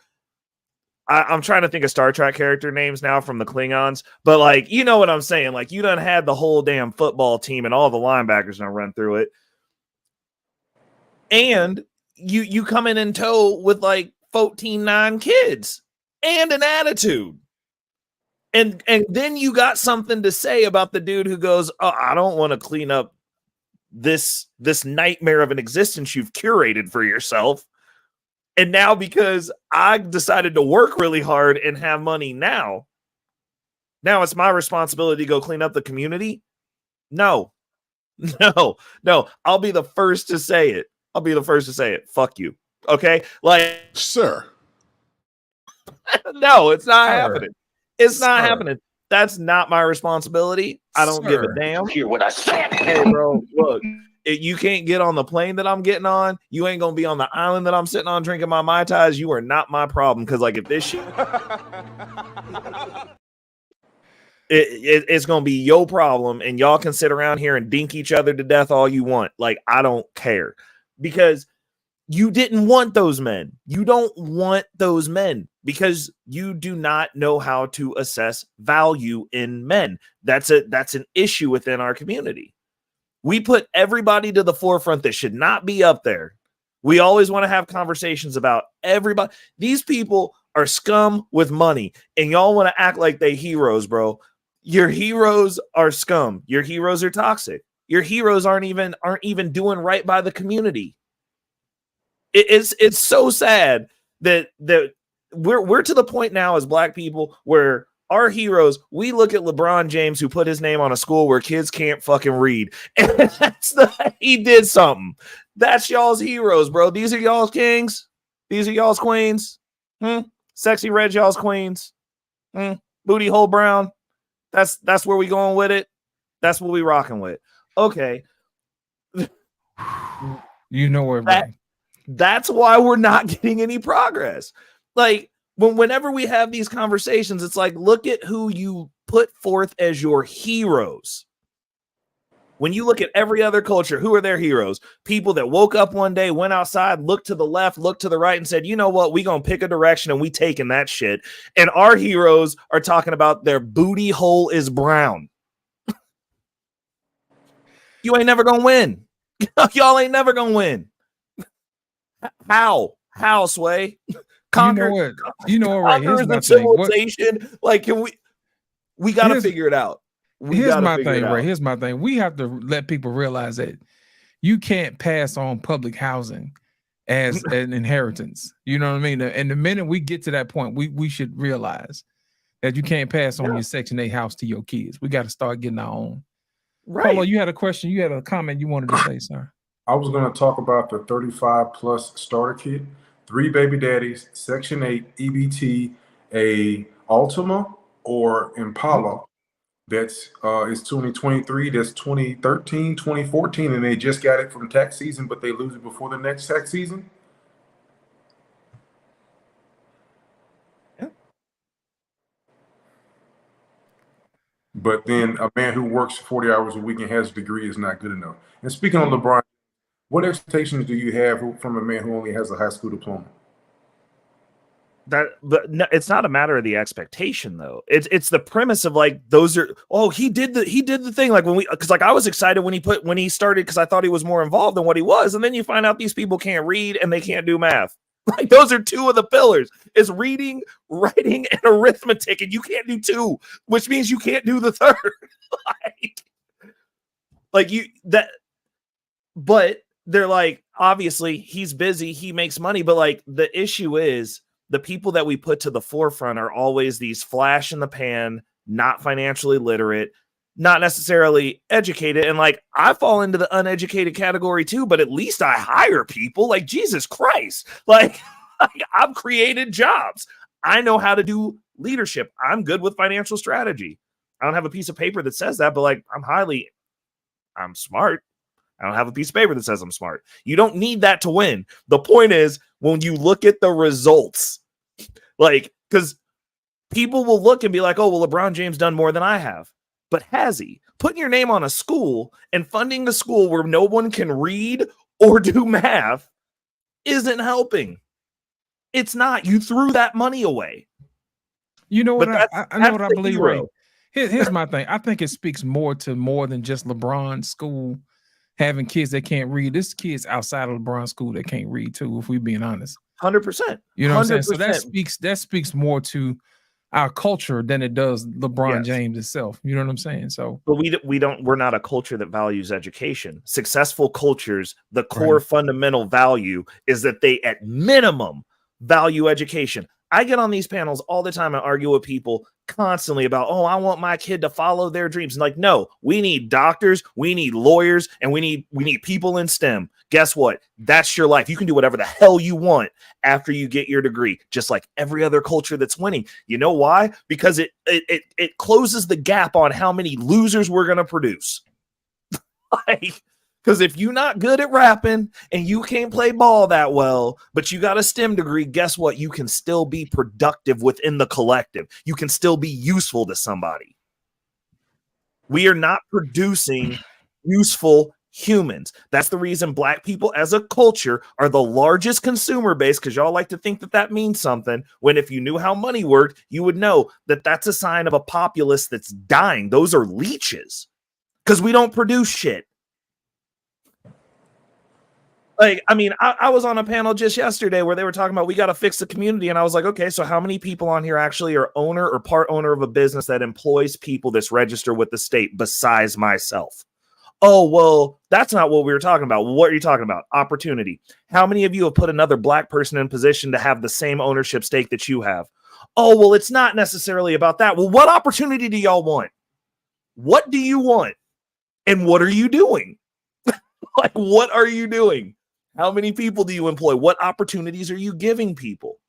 Are you mentoring them through? Is there something that you're doing? Oh, well, no, but we want to sit here and pontificate about what everybody else who's in position is doing. And then we look to these people that got their money yesterday and wonder why they fumble the bag and can't produce results, because they don't know how.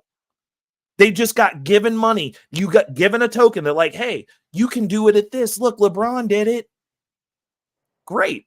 LeBron did that. You know, one of my mentors when we're talking about education, never got past an 8th grade education because he had to go work for his family. It's a white man. Owns a very large electrical firm that's one of the best in the city.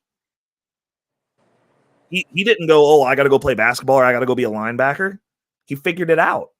He creates jobs for other people. He's affecting the community. He's providing opportunity. He's mentoring people outside of his own people group. Like, what do you want? It's a simple question. Like, no one's going to throw us a bag of money. That's not even an option. That's off the table. So what are we supposed to do? because nobody wants to get into business. You guys don't want to be dirty. You want to look good. You want to wear suits. You want to be dressed up. You want to be suited and booted, looking important versus being important. You want to look rich versus being rich. You want to look like you got money versus actually just having money.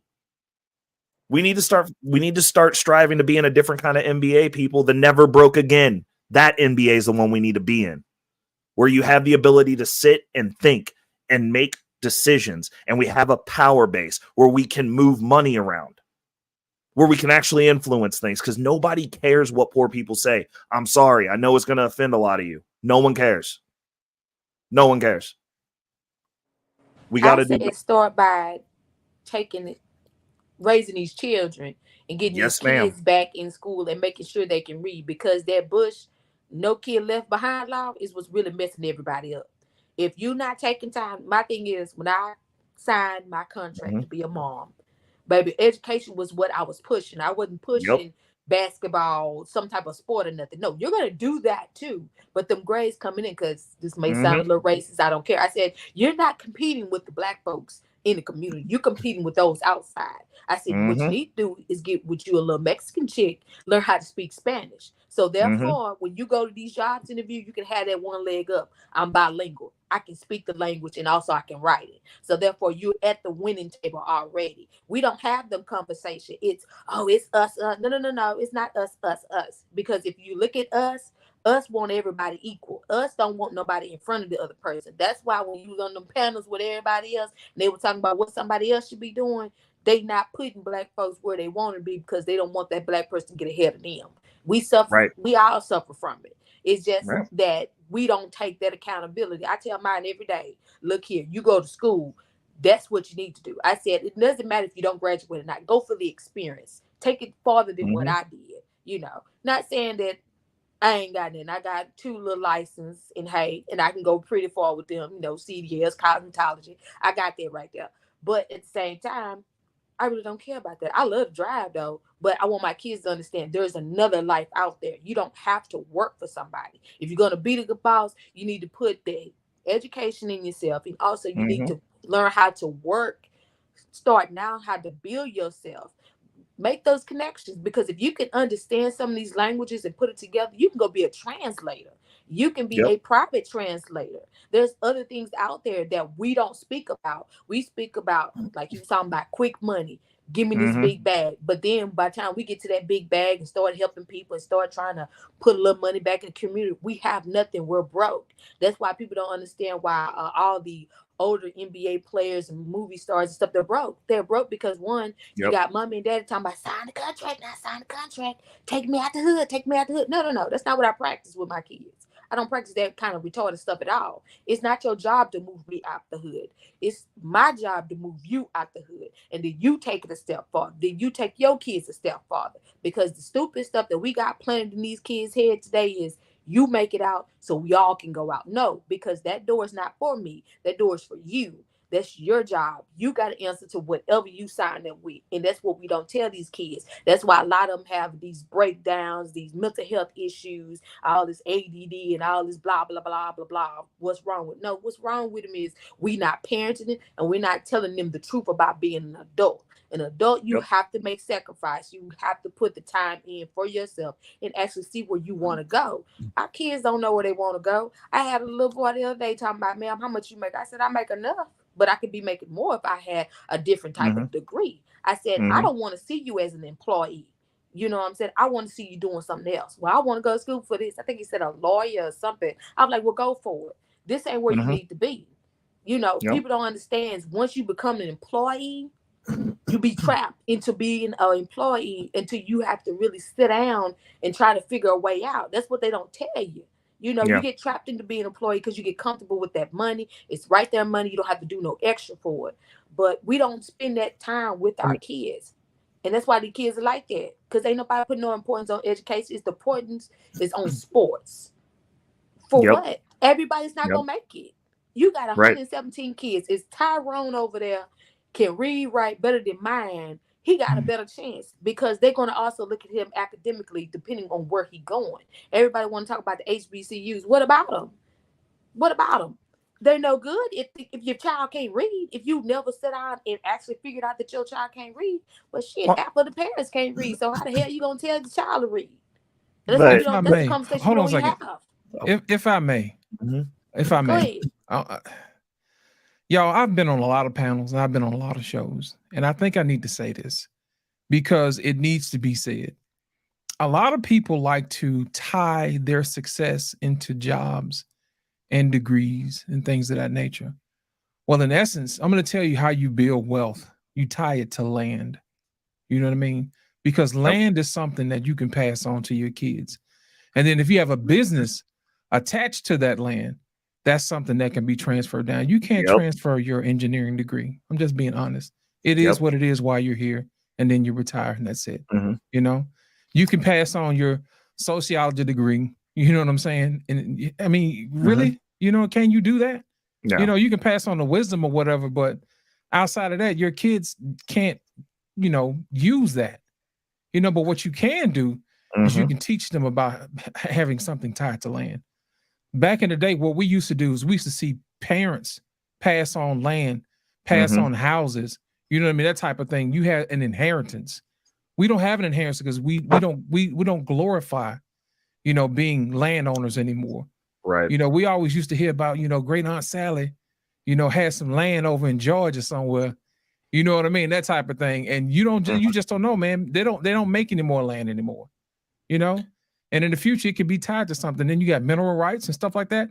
Those are some of the things that we need to teach our kids. Is farming sexy? No, but people get to eat. You know what I mean? And banks will loan you money to keep farming as long as you're producing. You know, that's a skill that you have to learn. And that's something that's transferable. Say, for instance, if you move from one state to another, you still know how to grow stuff. You know what I mean? You can still do.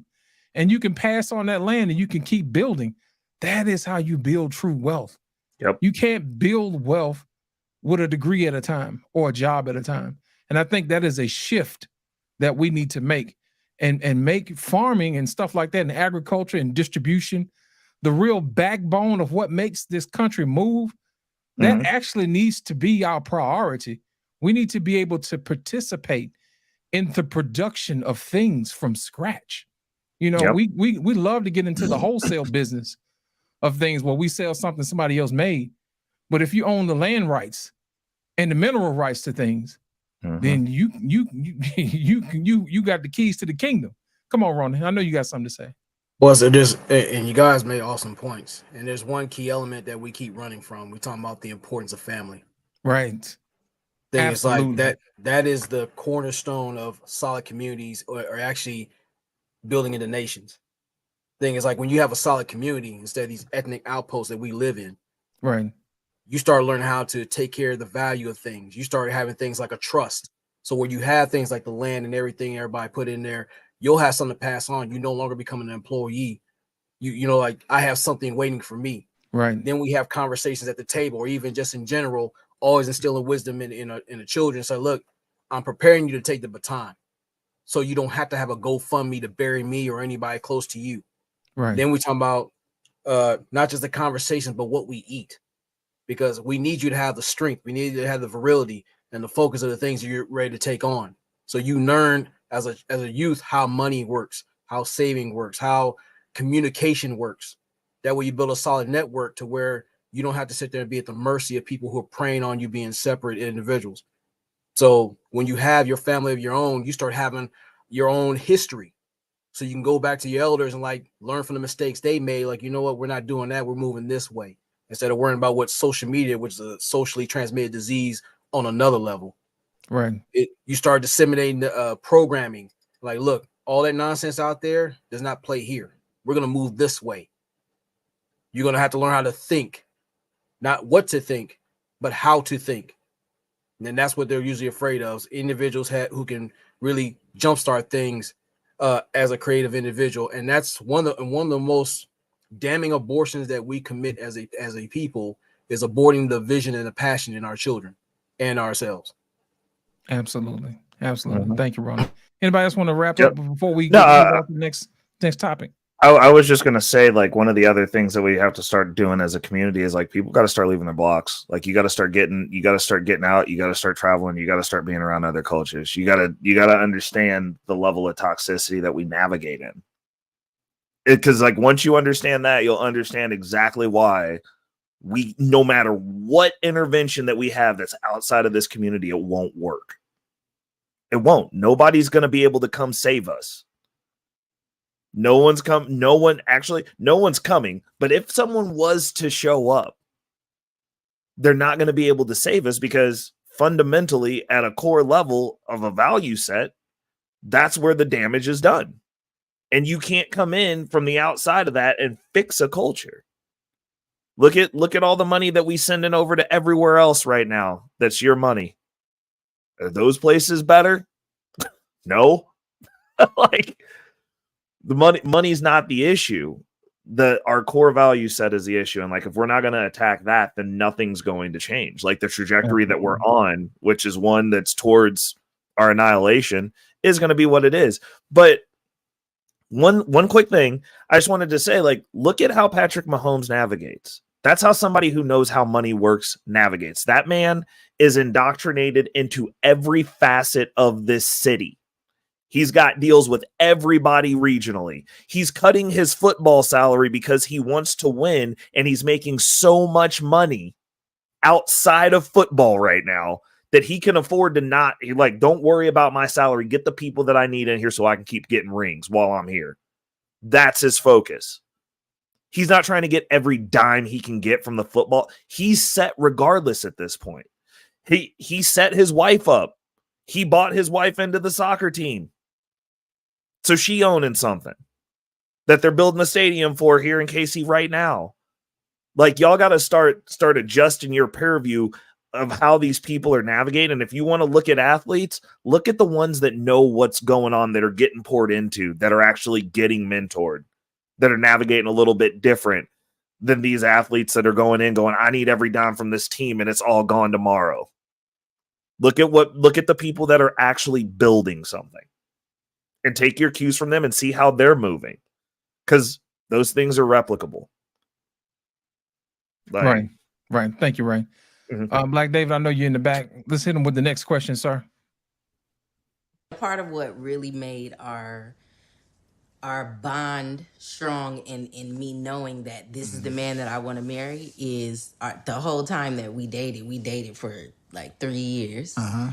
And we made a commitment that we would wait to have sex until marriage. Yeah. And we honored that the whole time. Like because he was still healing from his past relationship, and obviously me getting to know him. Like this is the first time like I'm living with someone and just wanting to like do it right. Like I don't want that to be the thing that keeps you.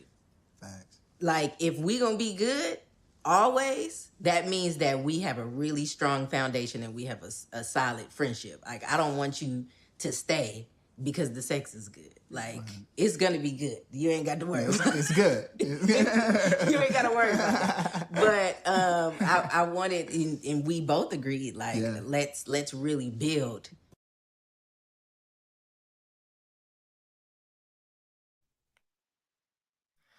First of all, I don't believe both of them agreed. I think he just acquiesced. So I'm gonna start with Ronan this time. Ronan, the question is: celibacy is not respected. Sex is expected for non-virgins in relationships. What's your point? What's your point of view here? That's tough. And I get it. I mean, I respect celibacy because, you want to have that healthy bond because sex is a very powerful tool, and if used incorrectly, we've seen it too many times, it can destroy a person and everybody else around it. But if that's what you're looking to have their relationship and you guys are moving forward to that situation, then yeah, I honor that commitment. It's going to be tough because it's going to be tough. But the thing is, if you guys are committed, to doing that, then yeah, I said they're supported because some of us suffer from a post-traumatic slut disorder. So, hey. Wow. Ashley, I see you giggling up there. No, I'm not. Is celibacy is it not expected? Is sex expected for non-virgins in relationships? I mean, it depends on who you date. Like, if you're going in and that is the expectation, well then yeah. But if it's not, you know, hey, what is it? 3-6 month rule or whatever rule? Because you know, different folks got different rules about the sex. I don't know, because I was watching one podcast. They were like, well, if that's all the dude want, of course he gonna wait it out and he gonna go for the go whenever the green light comes on. So, but if they did it that way, kudos to them, you know. But actuality, the way sex is promoted throughout the United States and being promoted everywhere on every channel, I don't think, I don't. Okay, somebody's smelling something, or they in a different watering hole, you know. But if it worked, it worked. But because you know, some guys got that mentality as to, if you let him here, why I got to have the rules and he didn't. If you gonna be this way, why weren't you this way with, like he said, in the slut bill days? Why you didn't do that with the 50 I'm trying to do something different with you. No. Yeah, and that be the one. No, say, yeah, that's not gonna work. no, there. That's not working. Nope. We don't respect that kind of audible. No. It's an epic hour of outrageous excuses. No. Different. I want the deal the last guy got. That's the deal I want. Yeah. And Ray, tell us about it, man. I mean, it depends. Like, if she's showing up, like, this is wild. Like, it's like, I'm not signing up for a bad deal. I don't care who you are, bro. Like, I'm not gonna sit there and knowingly be like, okay, so this dude walked in the door day one, busted guts, and I'm coming in and it's gonna be 3 years. Like, I gotta wait 3 years for some boxes some dude got for free yesterday. Like, no. Do you think? Let me ask you a question. Do you think it started out as 3 years, or did they say, hey, you know, this is gonna be it's gonna be 3 years, okay, before we do anything, or was it one of those things that, you know, we'll start off for 6 months and we'll see if we can extend it there. Well, you know, I mean, extended warranty. You gotta also take into context, like, maybe they did everything, but maybe they was on that church flow. You know what I'm saying? Like, we can do everything else, you just can't get it up in here. You know what I'm saying? Like, you can knock on the door, but you can't come in. You know what I'm saying? Like, I mean, maybe that was the case. But what I'm saying is, if it's a 3-year scenario and homie is a heterosexual male, he was busting down some bust downs during that 3 years. Like, look, sir, I tell people straight we're up, gonna take him at his face value. We're gonna pretend like he didn't do it, bruh. Any chick that's saying a dude sat around, that dude either does not like having sex.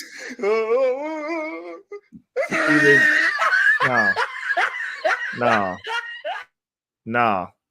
Either he ain't about it and he don't want it and they just roommates, or he was getting 3 years. 3 years. I don't think Russell and Sierra waited 3 years. Bro, ain't nobody that's a man waiting 3 years, bro. They just sitting there with you, just beating yourself for 3 years. You over here collecting taxes from yourself for 3 years? Come on, bro. Oh my God! Wow! What you talking about? Talking about she laying over there, you over there just with yourself, just looking over like mad. Like, what do you? Nah, bro. Nah. Here's my thing. They're not broke, so money wasn't the issue. You know what I mean? Right. Maybe they really wanted to get to know each other. You know what I'm saying? Maybe they did, but also maybe the tooth fairy's real. And maybe that big fat white man squeezes down your chimney and brings presents to you every year as well. Maybe. I'm just saying, I feel like you got, bro, listen, if you go to jail for 3 years, bro, and you move slow and smell good, bro, somebody gonna fuck you. Like, come on, bro. And then they'll straight up say, it's, bruh. No. You know what, Ray? No. I'm firm pressing no on this. It's not possible if you're a heterosexual male. I don't think it's possible. It's not. Like, unless you got an addiction to porn after those 3 years are over, because like you had to do something. Like, what are we talking about here? So in Maybe 2023, they were praying. Maybe they were praying and man, you going know how through- hard you got to pray for 3 years to not use your dick? I beg your pardon. Bruh.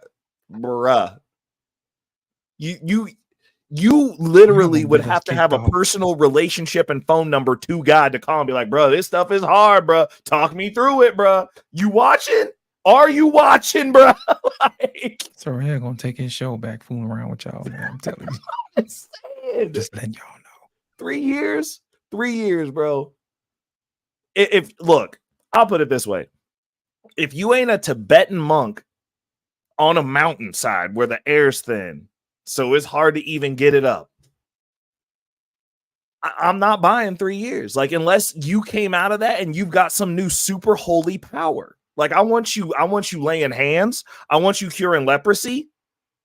I want you curing leprosy on the whole island. I want to see you walk on water. I want to see you walk on water. I want you to conjure fire. I want you to turn the stick that fell down in my backyard today. I want you to turn that shit into a snake. I want to see it all, bro. Like, I want to see it. I want to see it. I want to know what power you got. Yeah. Yeah.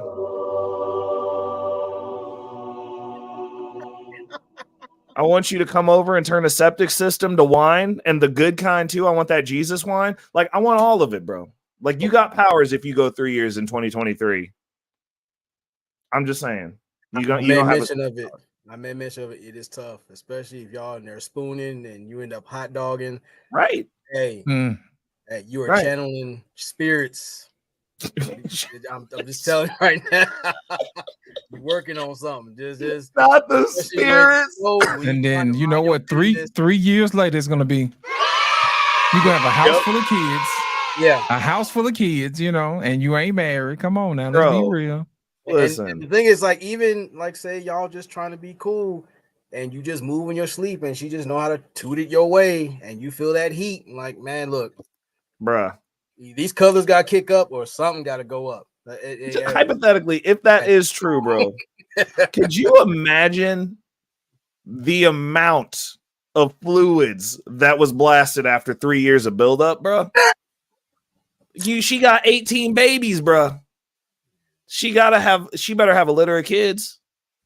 If that's true, because you know he gonna have the strongest swimmers at that time. They just been in there doing crunches and push-ups, like they just ready to go. Like, aside from putting holes in the drywall in 3 different apartments far away. Facts. My thing is that you should know. I mean, it don't take 3 years to know, man. It really don't. So what's really going on? You know, what's really going on? We're gonna move on to the next topic because we already know this ain't even real. That's a whole nother show. We don't want to change. We don't want to make another turn. You know what I'm saying? That's a whole nother show. Black David, hit us with the next one, man. Come on, roll that beautiful bean. You want to live longer? Stay single if you're a woman. The happiest and healthiest of people are single, child-free women. We literally shorten our lifespans and decrease our happiness when we get married, while men lengthen their lifespan and increase their happiness. This is based on statistical data, so don't get defensive about it. Listen, I'm not going to get defensive at all because I agree. Because number one, when you get married, women get married, we have the stress of having to do everything. Okay, number one, we had to have the kids. We had to literally carry it for 9 months. It changes our whole body, our whole chemistry. Then we had to deliver it through you know where. Literally, do you know how much stress that puts on your body? Are you kidding me? 2, most likely and usually in most cases, the woman's going to be doing all the work around the house and cooking and cleaning and everything, and the man's just going to go to work and come home and that's it. The woman's going to be the main person to raise the child, and the man does the minimal work. Not to say necessarily that all men are like that, but the majority, that's how marriage works. It's not 50-50 at all. It's usually 80-20. Okay, the woman doing 80% of the work, which causes stress on her body, and why she is the one that's not going to be as happy, and the man is obviously going to be happy because he doesn't have to do anything.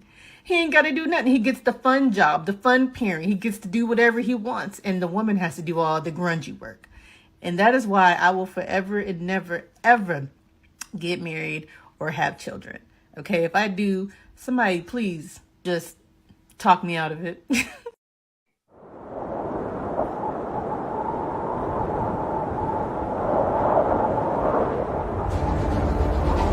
From the mountains, in a distant land, comes Capatry, straight from Mount Copernicus.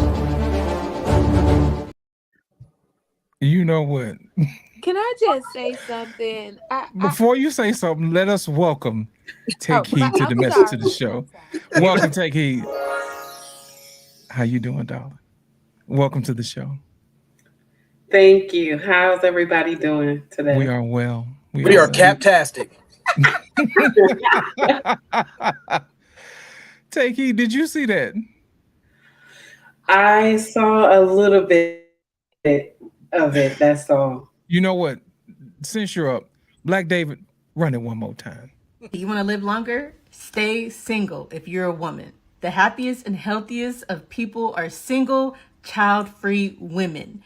We literally shorten our lifespans and decrease our happiness when we get married, while men lengthen their lifespan and increase their happiness. This is based on statistical data, so don't get defensive about it. Listen, I'm not going to get defensive at all because I agree. Because number one, when you get married, women get married, we have the stress of having to do everything. Okay, number one, we had to have the kids. We had to literally carry it for 9 months. It changes our whole body, our whole chemistry. Then we had to deliver it through where.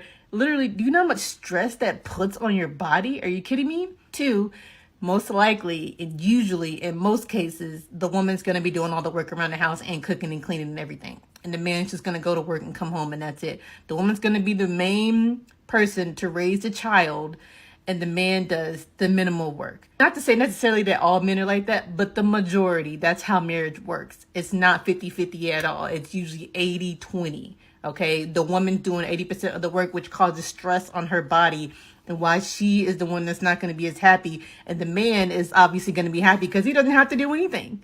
He ain't got to do nothing. He gets the fun job, the fun parent. He gets to do whatever he wants. And the woman has to do all the grungy work. And that is why I will forever and never, ever get married or have children. Okay, if I do, somebody please just talk me out of it.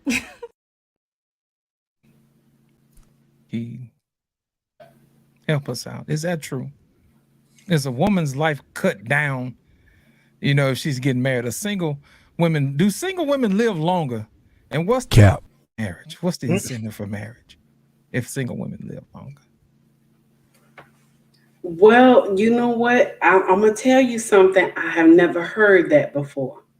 I've never heard that before. But only hyenas push that. They got to push that. Only hyenas push that. You feel me? I feel you. Only hyenas push that because they want everybody to be single. They want everybody to be miserable, just like them. Now, I can't sit up here and say all marriage is perfect. I can't sit up here and say that living a single life is perfect either, because I have watched women in my family get as old as 60, 65, and they say they wish they would have changed their mind when they were young. So I can't sit up here and say, oh, not having children and traveling and having a good time is a blessing. Some of the women in my family, they cry because they don't have nobody to take care of them in their old age. They got nieces and nephews, but we taking care of our parents. So how can we really be stopping by trying to take care of you? So when people come with that type of logic, I always shake my head and look at them and I say, wow, when you get in that nursing home, we'll see how you talking. You know what I'm saying? Because when you don't have offspring, and this is what I learned in the line of work that I'm in now, okay, that if you don't have an offspring, you don't have nobody to fight for you. You don't. Only people you see coming in and out your room in your old age is the doctor and the nurse and people who going to transport you in and out your room. And when the day you get called to glory, there'll be nobody in the room with you. You just pass away and they zip you up and take you to the freezer. That's it. But I have watched women who have raised families with her husband. Titans you will see walk up into this hospital, and they will surround this woman's bedside and cry and say, Mama, you have done your job. Daddy has done his job, because usually the father has passed already. So daddy has done his job. You have done your job. Mama, go be with daddy. You will see the kids cry. The mama will look at them. She will smile, because she ain't talking no more. So she smile and look at them. And then she take one last hand and blow a kiss at all of them and fall asleep. That's the best blessing in the world, to see titans around you. Okay, your children, your offspring come around you and say, Mama, you have done your job. Daddy, you have done your job. You can go on to be with Mama. You can go on to be with Daddy.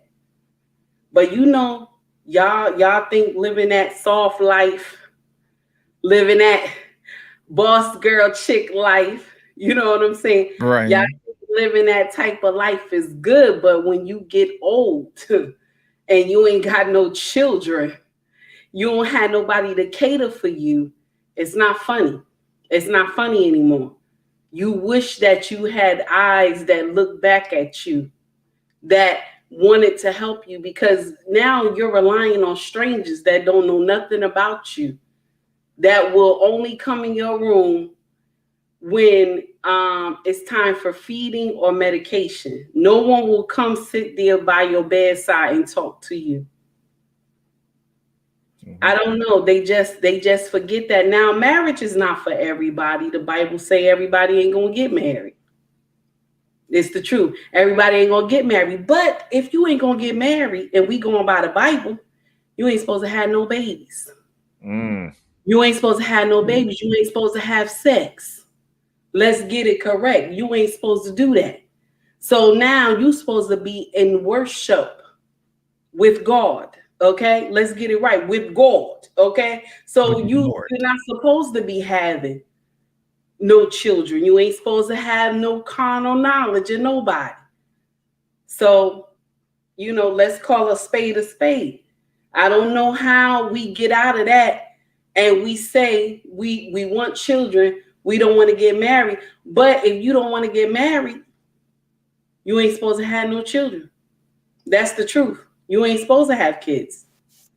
And this and we don't want to tell anybody the truth, because we scared we gonna hurt their feelings. You know what I'm saying?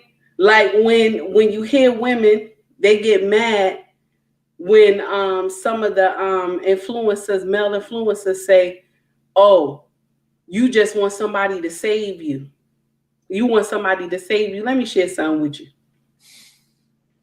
When a man marry a woman and she may have children or she may not, he saved you. Yeah, he saved you from the streets. He saved you. Now, I know a lot of women get offended that I say this, but it's true. He saved you. Because let me share something with you. There is a wall. There is a wall, but women will sit there and be in denial. They'll be like, no, there is no wall. There's no wall. Shout out to Kevin Samuels. May his soul rest in peace. There is no wall. That's what they say. There's no wall. There's a wall, baby. There's a wall. And when you hit that wall, okay, when you hit that wall, only men that are at that wall at the time is Pookie and Ray Ray, because they didn't do their job during their youth. So they're there. And you have been to school, you done did your thing, you got your career, you live well. They are there to sink you dry. Yes. They ain't got nothing because they didn't do what they were supposed to do. So yes, now Pookie and Ray Ray is there at the wall waiting for you. So now all the Pookie and Ray Ray you didn't want when you were young, okay? You get them now when you're old. All your money get depleted because he busting up your car and everything. Every time you turn around, you going to bail him out of jail, 50-something years old. No, that's too, you have messed up. You have messed up, my sister, and you can't have no children. That's my take on it, y'all. Thank you, Take Heed. Ash, it's on you. I don't think I got nothing. I think she hit it. But I think I got a little something. Give us what you I got. don't agree with this. I don't agree with this narrative that everybody's pushing, that you don't need kids, you don't need a man. But my thing is, ain't we supposed to be together and procreate and all this other kind of stuff? Where did this come from? Like, that's why I want to know, where in the hell did this come from, that we were supposed to just live our lives as separates and be happy? Baby, like I said all the time, I wish I had a husband. Because sometimes when I don't want to mess with them children, he can mess with them children and go do that. But people don't understand, when it comes to marriage and who you're marrying, you should know what responsibilities and what role you're going to take. See, the problem is they done saw everybody in the family get married to the wrong one that was eye candy, that you were supposed to look at and go the other way. I'm a victim of that too. I was supposed to look at somebody, but I looked too long, and that's it. But that's the problem. Everybody's not telling the truth. That's why I be trying to tell folks, just because you see us old heads bumping our heads and having these kids, why do it? I tell mine all the time, don't have no kids. Don't have no kids unless you're ready and the man you with, you're married. Do it like that, because being a single mom is the hardest motherfucking job I've ever had. I don't give a damn what nobody say. This is the hardest, stressful job, because when I step out this door, whenever I go out that door, I'm going to have to answer to them too, no matter what. That's what people do not explain to these women. And then for this child to get these statistics talking about women would rather be happy, baby, please. I done been on a trip where people got their little millions and things, and they taking their little pictures. I want somebody to come with me too and take a little pictures while we out there all in the sea, and the thing save me. You know, I hate this narrative that they're put out here that we women don't need men. Excuse me, is we the only culture that's living by this? Because these other people is getting millions and things and being happy and sitting in their house while we out here being stupid. Because if you listen to some of these rappers, every time you look around, some of them got a man. It may not be the same man as last month, but they got a man. But you out here talking about all single ladies. No, baby. No. She got a man at home. She made a record for you to sell and promote and have it as a national anthem. It's not a national anthem, because you need somebody. You want somebody to be able to bounce ideas off of. You want somebody to help you with your vision. Sometimes that's what you need. What is it? Helpmate? It's like we helping ourselves into stupidness.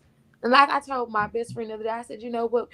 Black folks keep fucking around, we gonna be motherfucking extinct, because we the only ones that act like we can't get it together and understand it. If we stop sleeping with the Pookies and Ray Rays and the Shaniquas that got the big old ass over there, if we stop fucking with them, we can't have no more kids with them. If you stop looking at them and messing with them, when you get to the bottom of your glass or your Hennessy's and after all your shots, you can't, if you're not messing with them, you don't have to worry about them. You know what I'm saying? You don't have to worry about these relationships that don't work.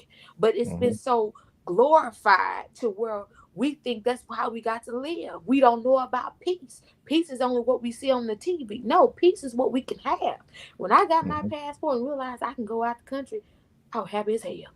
I ran. I took my first trip by myself so I could enjoy being out by myself. I ain't do shit. But I went out and I enjoyed myself. I was like, damn. I waited all this time after I done had kids to go out the country. And I've been trying to do this shit with other folks. I should have just took my ass on. That's the problem. We want to band up and have a group. We don't need a group. Because if you go ahead and get your household structure to where you can have your career, have your kids, you don't have nothing to worry about. But we're not teaching that. We're teaching this individual shit that's really going to lead us to extinction. It's going to lead us to extinction. Because when you look at it, think about it. We out here with our big asses and our bodies done, trying to impress each other. The women, we trying to impress each other. Men gonna look regardless. Hell, men look whether you got a stomach, a big ass, no ass, glad. You may be a joke or two, but you know, they still gonna look. I mean, it's just what it is, what it is. But you got motherfuckers nowadays, we gotta be a bad bitch. What is the bad bitch? Bitch, what are you bringing to the table? and everybody mad about this. I bring this body. Well, excuse me, baby, you're gonna go get that body touched up because we know you're not working out. We know you're eating and drinking. What you doing? And for her to sit there and tell me she want to be single forever, motherfucker, please. You gonna roll over and want somebody. You gonna call Pookie and Ray Ray. You Late in the call midnight hour. Somebody's gonna scratch that itch late at night. I don't give a damn if they roll Baby. that 2 and 3. Somebody gonna scratch that damn itch. Whether you got that rose, you gonna get tired of that. Everybody get tired of the one man show. All right now. Everybody get tired of one man show. I don't know why everybody feels like porn is justified. No, you're watching somebody else enjoying an experience that where you want to be. You're being stupid. That's all I got to say about it. It's stupidity to me. And I feel like black folks as a whole, we promote stupidity instead of actually having the conversation like we are now with these kids and let them know, hey, I tell mine all the time, hey, my relationship didn't work out because, hey, I'm a jackass sometimes. Sometimes I want it my way or no way. I said, you don't have to live like that. You can choose love. You can find somebody to love. You can work it out. You can talk. Me, I'm bullheaded. I like too much control, as I was told. I don't give a damn shit. I'll control by myself. That's how I'm going to do it. But you don't have to live like that. That's optional. Don't be out here like these stupid women talking about, I don't need a man. Okay. But I bet when you go to a grocery store and the man tell you look good, I bet you start smiling, showing all your damn teeth. Sure do. I bet he could tell you if you got a gap in the back. I bet there's an outfit that you put on still to this day that you know can have a man look. Because I saw a TikTok video the other day. Girl was like, well, this is the outfit you put on when you go to the grocery store to get a man. No, what you're talking about. I looked, I said, some little ass shorts and a full shirt. All you showing is your ass off. So basically, you tell him you want to fuck. No, that's not how you get a man. A man can look at you still have full clothes on. You don't have to be half naked. You need to know what narrative you're selling. But we selling this, we got to be half naked and just being out here. Your body is a temple. But if people learn first to break down what's really wrong with you, then you can find your husband. You can find a helpmate. That's the problem. We don't let go of what happened. What's the topic of tonight? Mama's trauma that spilled over into us. We don't let that go. We don't think that actually had an effect on us and our perception. Once that perception is tainted, we can't move forward and love nobody. Hell, we don't even love ourselves sometimes. You can see that how the hell we drink, act, shit, get locked up, thrown on the ground, then we want to say, oh, he hurted me. No, bitch, you hurt yourself. You shouldn't have did it. You don't want to call it man a bastard. And said, fuck the police. It's just crazy. When you're looking for the benefits, I'm not going to play with y'all. Go ahead out. Oh, my goodness. I love it. Oh. Woo, come on, Ronan. I know you ready, man. I see you over there itching, man. You know, single women live longer, man. That's what she said. And what's the incentive for women to get married, man? What's the incentive? Actually, she said it wrong. I said single women suffer longer. Oh. Straighten that up. Clean it up for us, Ronan. Well, the thing is, like, they have this pseudo independence. You see it on social media where chicks out there in the club dancing by themselves, trying to drink away their sorrows, trying to find something to run from themselves. Meanwhile, they got a shoebox with a stinky dildo, smells like cat food and spicy yeast. Or you got them out here trying to use different men to fill in the space that they created for themselves. Then they have they suffer because of the children are reminders of their bad decisions in most cases.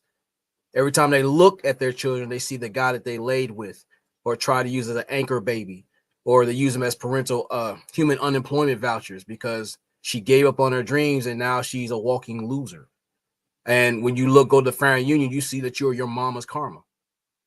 So they get out here and they have these stinky dildo statistics and try to claim that, you know, they're doing better than they are, when really you're not educated because you didn't learn anything from your mistakes. You've been indoctrinated. You have a degree, but you had 370 degrees of failure. I'm a PhD. Well, the thing is, like, the thing that with all that PhD hasn't helped your PH level. Then when you get out here and you try to hide yourself in church and you basically dismiss everything in the Bible, you know, you want to sit there and have them cater the message to your ego, then you're living as a hypocrite. So you get out here and you sit there and blame men for everything you do, but then you have to blame the traumas that you've been taught from your mother. You want to ignore what society's helping you do. You see the benefits of marriage is like you actually can become wealthier when you have a spouse that's with you. Someone that can help your mental issues, actually exercise those demons your mama and her friends and even your ratty ass girlfriends put into you. He can take you places, even the hurt places, and go somewhere further and see the better part of yourself as a woman, rather than that dusty ass husk that's sitting in hospice, stinking up the room and getting mad at the attendants before you expire early. So when you come back to this whole thing about they live longer, you can tell yourself that lie. But it takes a lot for a man to put his last name on a woman he deems worthy and present as the world. He can give you direction. He can give you structure instead of masquerading as fun as nothing but widespread chaos. You drinking yourself to death. And the best thing a guy, eating away your years, the best thing he can give you is dick and distance. Wow. Thank you, Ronan. We got a $5 super chat from MC Recovery and Relapse. And it says, that's what my pastor said today. Get it right. In the garden, Adam wanted a helpmate, Eve to teach. Serve pastor said, what happened? Family unit. You know what? MC Recovery, thank you for the money. Here comes the money. Here we go. Money talk. Here comes the money. All right now. Thank you so much for your super chat. And now, before we get started, the one and only Reckless Ray. God, if you listen, hell. Man, I hold on. Let me read the bottom. Single women live longer. That is a complete lie. It's such a funny thing that they like put out these little shock piece articles just to get people to read them, and people are so stupid that they believe these things. It's a proven fact that the amount of poisoning that women have to do in order to compete with men for resources is actually causing them to live less long. Who are the predominant women who are competing with men for resources? The single ones. Because you gotta be out there. It's just you. And as your bones get brittle and those bags of potatoes that you have to drag into your house get heavier to feed you and your 14-9 dogs and the 2 dysgenic loser kids that you're going to have in your house. Because like you're going to have sex and you're going to have kids. And then you're going to say you don't need a man. And then you're going to continue to live your life. And then your kids aren't going to like you because you've barred their father from being in their life, because obviously niggas ain't shit. So, you gotta write the narrative. So now you've created a schism between the father of the child and the child. So like he might not even be in the picture now, but eventually they'll find him. Kids have questions and they grow into adults, and then they're going to go find him, and then they're really going to hate you. And then what you're going to have to do is you're going to have to live with your nasty, evil hyena friends, and you guys are going to start a pack. You're going to have a roving hyena pack, because y'all got to live together to help lift the bags of potatoes, because that's all you're going to be able to afford, because rent's expensive and it keeps going up. Now, once this happens, you're gonna have your little spinster hovel that you'll be able to smell from across the street, because obviously, as my brother Ronan said, the pH levels are going to be hella off in that house. And then you're going to have your period sink, and it's just going to be it's going to be like a Danzig concert over there for 7 days out of the month. And there'll be blood coming from the walls. It's terrible. It's a horrible place. And then no one's going to come help you. And then eventually y'all going to just fall apart. Your bodies are going to cave in. It's just going to be like a little skin meat suit. And you're going to expire from this world. And then they're going to... Ladies and gentlemen, this show just took another turn. They're going to come in with the shovel and a bucket to scoop your hollowed husk body. It's going to actually, you remember when they took out the Wicked Witch? That's what's going to happen when these hyenas die. Like, it's literally just, like, it's just going to implode inside of itself. They're going to put the skin in the bucket, and they're going to take you down, and they're going to discard of you into the river, and then the catfish are going to eat you. And that's the reason catfish smell the way that they do. So see, while I was telling this long story, there's a history lesson here That's why you're not supposed to eat catfish, and it's slimy and it smells bad. Okay. But to be honest, it's insane the way that as a society we will look to things that are completely inaccurate and not real to make ourselves feel better, because as a society we just want to feel good. We have no loyalty, and I've said this before, we have no loyalty to our families, we have no loyalty to our communities, and we have no loyalty to this country.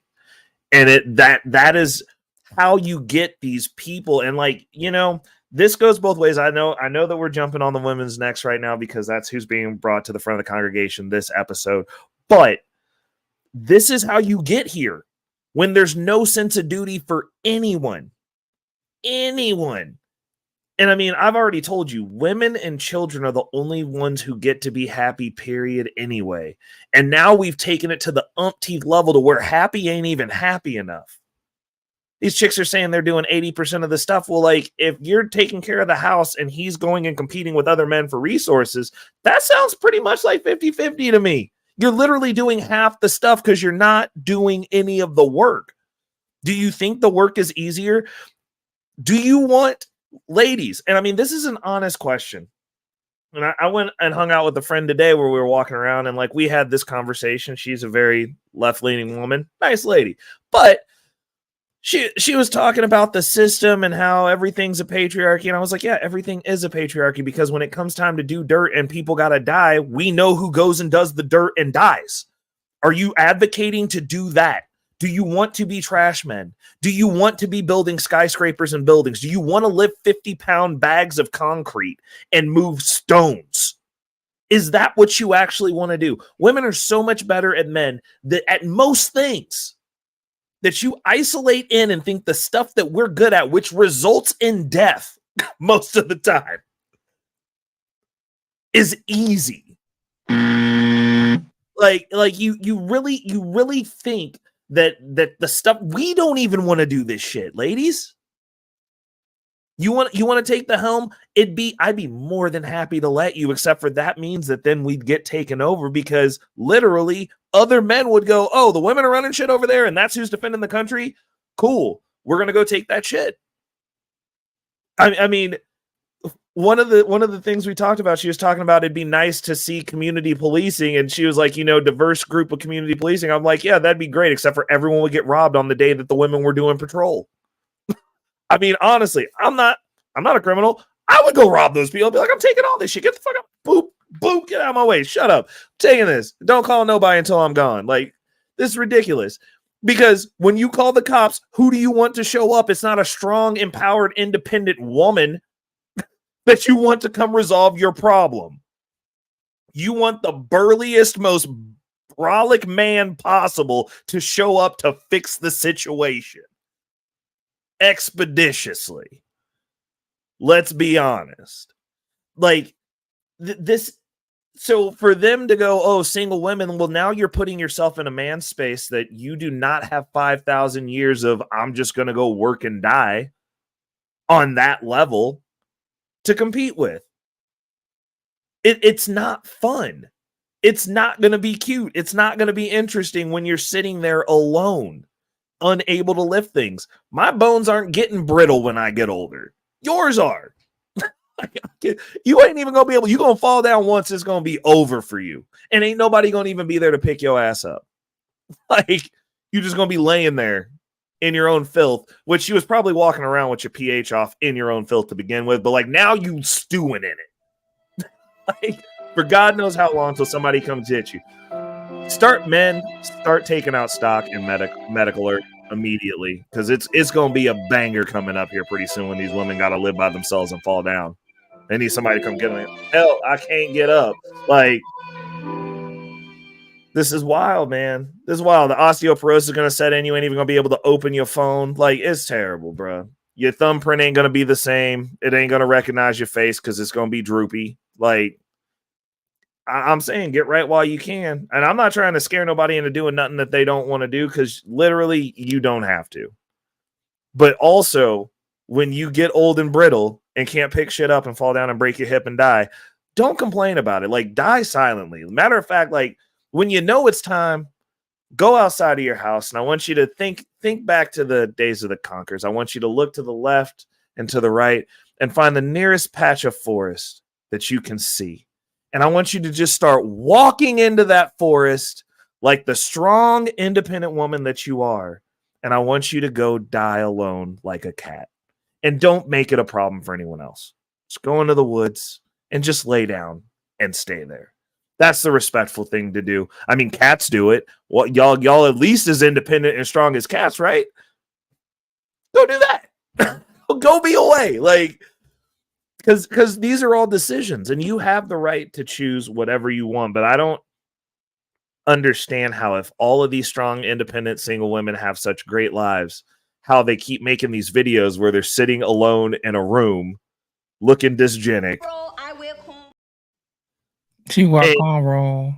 Yeah, they're just not they're not looking happy. It's never the woman going, "Oh, look at me, I'm out exploring the forest and I'm just happy and look at this beautiful scenery and this life that I curtailed." It's like, I get to drink at 9. You're an antisocial dysgenic fuck with an addiction problem if you're drinking at 9 a.m. I'm just gonna say it. Like, that's not cool. Oh, I get to drink whenever I want. So your life is an alcoholic. Thank you, ma'am. Thank you for elaborating on how wonderful it is to be like, are you also doing drugs? Like, is that awesome? Like, we know these things are stupid. You're not functional. You're living a dumb existence and you have an addiction problem. And these chicks will get on there and be like, yeah, Queen Slay, you getting it. Like, you're literally poisoning yourself and you're going to die from cirrhosis of the liver. Congratulations. When you turn yellow, like, I'm not going to feel bad. I'm just going to call you the banana bitch.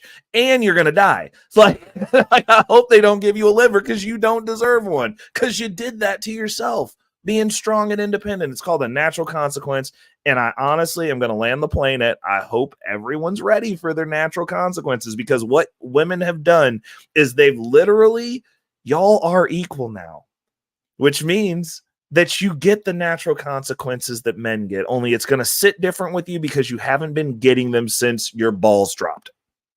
So enjoy your new balls, lady. Plastic truck nut's going to work out for you. Make sure to tuck them up into your G-string straps so that they hang appropriately under your skirts and sundresses. And try not to drizzle on them because, like, we don't want tuna fish smelling truck nuts. Have a good night.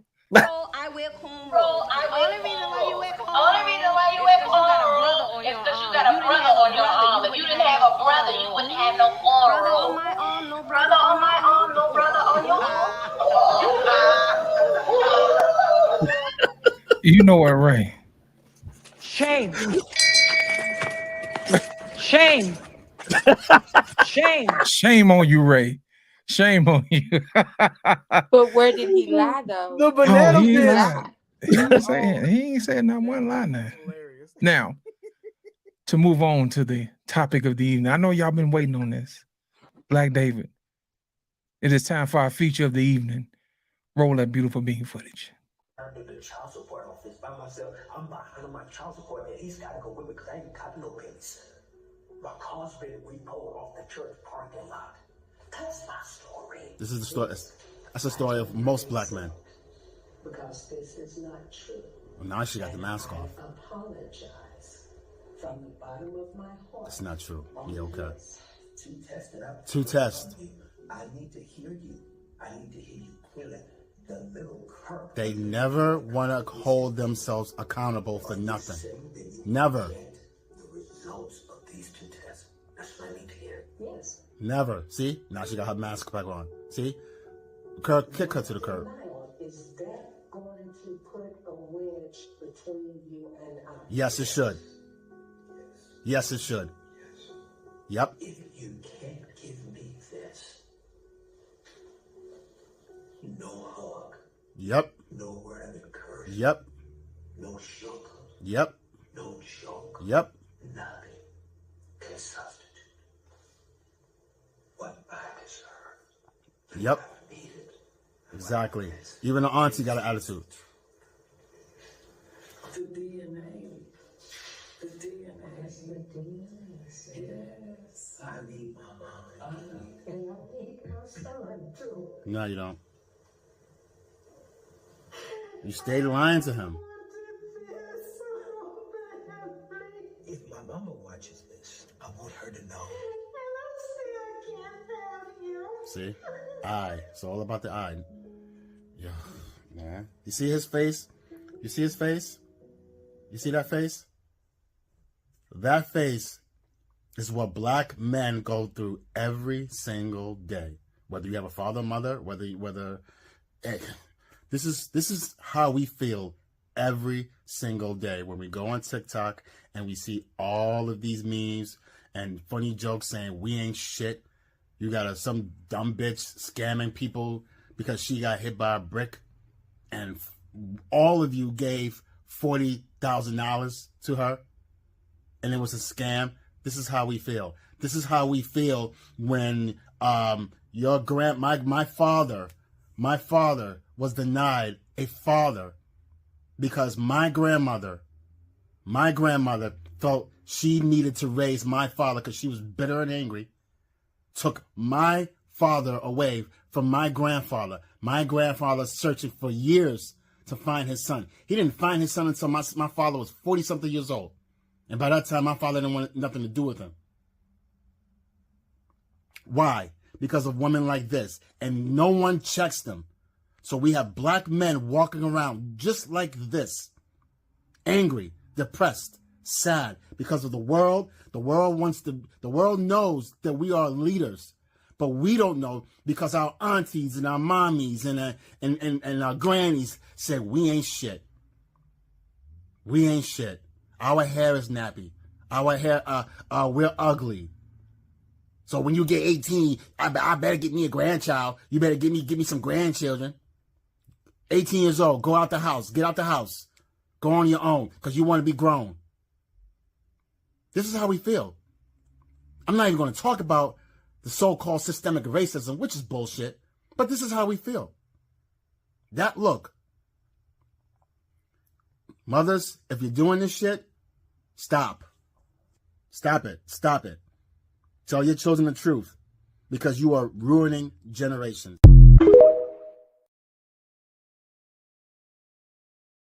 Just to give y'all a little background on what y'all just saw, because the volume was kind of low on the recording. Basically, what happened was Kirk Franklin had a DNA test from a gentleman who gave him a swab and says, hey, do with this what you want to do with it. So the guy had 2 independent DNA tests done, and it came back 99.99% that this gentleman was his father. Now, the whole time, this guy was thought to be, a friend of the family or uncle or whatever, or whatever. But the guy he buried, he thought, was his stepdad. He really never knew who his real father was. So what Kirk Franklin did in this clip was he confronted his mom and said, hey, I just want you to tell me the truth. You know what I mean? And he gave her the DNA test, 2 separate tests from 2 separate places. And it says that this man is your father. And she said, no, it's not. So my question to you is, Kirk Franklin's mother rejected the results of 2 DNA tests and held on to the lie. Kirk is 53. Should he just get over it? Ash, we'll start with you, darling. You already know that's not something you can get over. Like, I don't understand. If you messed up, you messed up. Like, that right there is a wedge in our community that these men have to deal with that can't be repaired. Because if you don't went your whole life thinking that man B is not man A, which is your father, that mess with you mentally. But then they want to sit here and lie. That's what I do not understand. Because on Facebook, they had the little clips of of that show or whatever, and you just see the women like, there's nobody else. But the DNA say it was somebody else. Like, why are you lying? My thing is, we grown. Just say you was having your hot girl summer. You were being old thotty. Mr. Charlie is really Mr. Eddie. To me, I don't understand why women, us as black women, can't stand on our mistake, but yet our children pay for it. Like I said, the same way I'm joking and talking about my personal business with y'all is the same way I talk to my kids about it, because it's not their burden to take on my trauma. I did it to myself. I chose this. And for her to sit there with 2 different DNA tests from 2 different establishments and still sit there and lie and then want to play the victim as he's supposed to uphold her. No, that's not right. That man is forever wounded, and that trickles down to how he deal with other people. That's what people don't understand, the breakdown when it comes into family. The Bible right. Whoever wrote that part where men and women supposed to raise the kids, that's what needs to happen.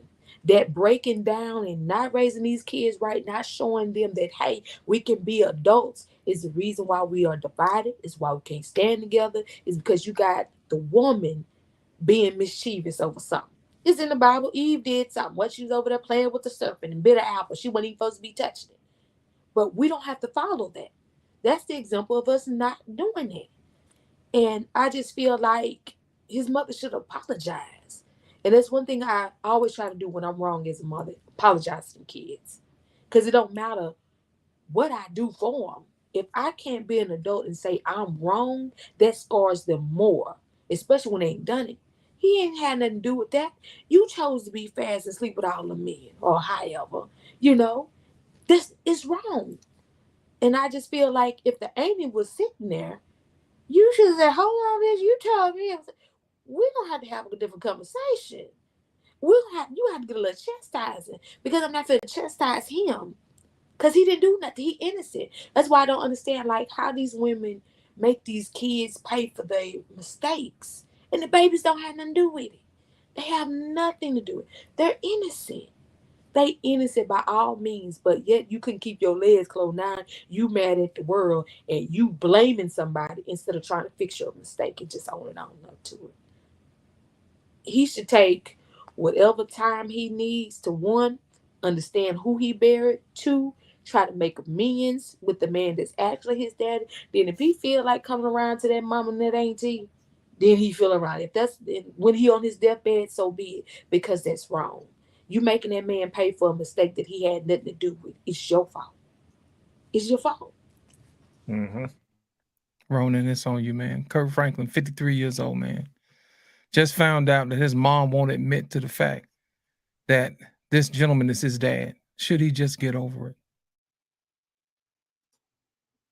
I would ask, how can you get over that? Because how can I look at you the same when the person that birthed me can't even honor me with the truth? What if I have a medical condition that only my father can amend? Where did I come from? Who am I connected to? How do I know I'm not marrying my first cousin or my sister that I don't know of? How's it that I could ever take anything you ever say seriously anymore? Mm-hmm. And I say from personal experience, I mean, I have a cordial relationship with mine, but how it came to that, I learned very early that our relationship is transactional. Hearing these songs saying about ain't nothing going on but the rent, basically, if you don't provide financial support of any kind or at their disposal, you're not worth having a conversation with. So your pride supersedes the need to abolish these whole trick and hoe relationships that we're fostered in. Because we as sons, we're talking about, if you don't have anything sustainable, you can't afford to lease my loyalty. You can't rent my respect. So you get evicted for a while. They do psychological things as far as like stall you out with conversations, or even think about the conversations they have behind your back around family or even people outside of it. And don't have the nerve to have a woman who's about something come about. They'll try to shame her out of there and say like, no, she's no good, with knowing she can set you free with the prison your mama put you in. The thing that really bothers me is like, if you are that ashamed of what you've done, what do you think? What lessons can you teach your children about owning the situation that you created? Like, if you have the ovaries to sit there and like, look, this and that happened, blah, blah, blah. I know you're upset, but I want to earn back your trust because that matters to me. Rather than, you're old enough now, get over it. You will lose them. You'll never get them back again. And I always ask, what is it worth it? And you've seen a lot of these so-called single mothers suffering now because let's say you go to a hospice. That's where they're going to throw you. They don't even want to deal with you. They don't even want to keep you in the house because usually that's what we would do, like make sure family here, they got love here. But if they can't trust you or deal with you, like, hey, let the medical people take care of you. We'll just dispose of you when it's time. We'll let the kids see where they came from, but I'll leave the kids here to talk to you, but I'm going to go outside and smoke a cigarette or I can't stand the sight of you. But it's better to keep a face for everybody else while you lie to their face to the children that they birth. I don't know if abortion is worse than that. And I'm just speaking in real time because it sucks as a son to see your mother as the first hardest heartbreak you have in your life. And that cuts men deep. That's why you see a lot of guys saying and doing the things they do online because like that trauma is tough. And some ways you get around a circle of people to help you get through that, but it takes a long healing process. A lot of things you got to work and they grow in spite of you rather than because of you. Right. So like I said, this is tough. I wouldn't know what to say if I was in this situation right here. I wouldn't be able to speak to her. I couldn't even be around her. Just you'd be lucky to get an email or a live, FaceTime, because I just couldn't be in the same room with you. It'd just be a misunderstanding because like you just, or even saying that before I lay the plane, it's like mothers got to be mindful how they sit there and talk at their sons rather than talk to them. You wonder why they go off to the TV or they sit in the car for 15 minutes to an hour. They had to go get a drink or two because they experience emotional homelessness from the house. Same thing with the husband. They see what you do to the husband. See you run their father away. They see this. They hear the same things you say to him or cut him down.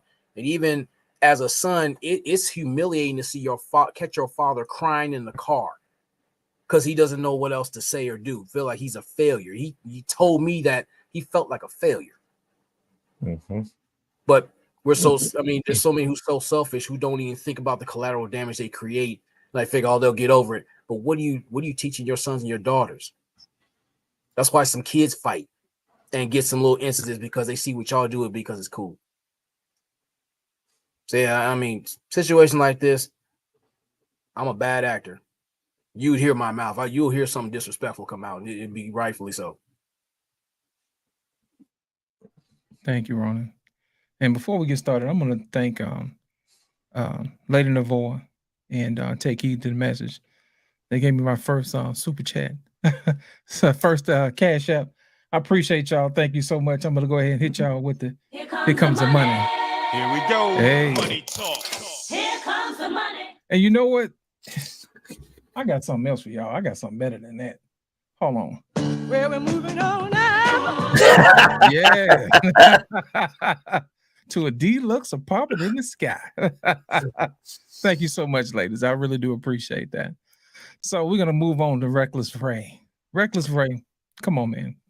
Shit, man, let's get over it. You know, his mom's not gonna tell the truth, man. I mean, that's the narrative that the sisterhood would like to push, and I don't normally bag on people specifically as far as the groups go because this stuff cuts both ways, but I don't know of a single scenario in which a father has taken a child and hidden them from the mother and lied about who the mom was. I don't think that's possible. I don't think it's happened. It might have happened once in a million times. I'm sure there's the outlier out there, but I'm going to venture to say that nobody's going to bring this to my peer review because that's called kidnapping. That's actually what that's called. It's illegal, and then the dude goes to prison. So, considering that that's not possible, I mean, this is just a travesty. Like, this is the type of stuff that like they said previously, like you're sending men out into the world wounded. You're sending them out in a weakened state. You are sending them out crippled and then telling them that they better perform for you. I mean, this is the type of stuff that literally, like when you wonder why the umpteenth percentile of men who have the ability to date out do date out. A lot of men have this type of trauma and they can't stand to look at women that look like their mothers. They don't want to deal with women that share the same complexion as their mother. And it's not necessarily one of those deals where it's like they don't like black people, but I'm like, if you get this type of trauma in your body and like you got to take that L your whole life, and you know that this woman did this to you, then how are you going to look at other women if this woman who's the closest woman to you has the capability to drive a knife this far into your soul and then release you into the world and say, you got it, you good. And then on the back end, when you find out, sit there and take no accountability and want to dance around it and have revisionist history, and in the face of blatantly being like, you're wrong. Like this isn't a scenario where it's like, I think this guy is my dad. It's like, I know what this is. I know what the information is. I need you to tell me, to give me closure. And she can't even give him that. And he's given her everything he has, as you should. You got a responsibility and a duty to the people who came before you. But to have that level of disrespect for someone who gave you your existence, because he completed the mission. He came back and gave his mom the lifestyle that she couldn't sustain on her own. He went out and competed for resources and won. He went to battle with a knife in his back and competed for those resources and won, and came back and gave her the kingdom that she believed that she deserved. And she sent him out there with a knife in his back, and he did this. And now she can't even give him the closure. The closure on, I've lied to you this whole time. I have done harm to you this whole time. And she can't even give him the peace of having it come from her mouth like, yeah, that's what it was. For what? This is and like this goes deeper than that, because like this goes to the lack of respect that black men have within this community. Look at how y'all look at the black men you make. Look at how you look at them. You made us. And look at how you look at us. Like we don't deserve shit. Like we know we're supposed to go out here and show up, show out, provide, and die. But you literally, y'all, the men that you make, you don't believe deserve shit above yourselves. Again, back to the loyalty, back to the sense of duty. You wonder why this culture is crumbling. This is what y'all really do not give a fuck. You don't. You say you do, but you don't. Like at the end of the day, you don't. And this is the type of stuff that shows emphatically generations back. This ain't a new modern women problem. That man's in his 50s. Y'all ain't been giving a fuck for a long time. You just say it now. And are fine about it and are championing it. But like, think about that. This young man went out and did what all black women said. Like, you got to go show out for the culture. Come back, take care of your mama, set her up. His mama was the one who drove the knife into his back. That's what you think you deserve? That's what you think is right? That's what our sense of duty is? Then yeah, this community is doomed to fail. We will never win. We will never compete with any other community. Period. We will forever be at the bottom because we deserve it if that's what you're putting out into the world. You are putting out bad seed into the world. bad, weak dysgenic seed. And then you're gravitating towards the excuses because you don't want accountability. And you wonder why we are losing. You wonder why the top tier of those of us who do make it through this are dating out and dating people who share a value set that we're espousing to have. You wonder why. Like, you guys better get used to seeing a bunch of Reckless Rays and Patrick Mahomes run around this bitch. That's all I gotta say. Like, because if this is what we're doing as a community, I mean, I come from a single mother household and we just didn't talk about it, but they didn't blatantly fucking lie and try and tell me that somebody else was my dad that wasn't. That's unreal. Unreal. Especially, these are pillars of the community that are going around with these wounds. So what is everyone else doing? Again, we're looking at the top. Like, Kirk Franklin is a pillar within the community. The spiritual community, that man's been putting on for y'all for forever.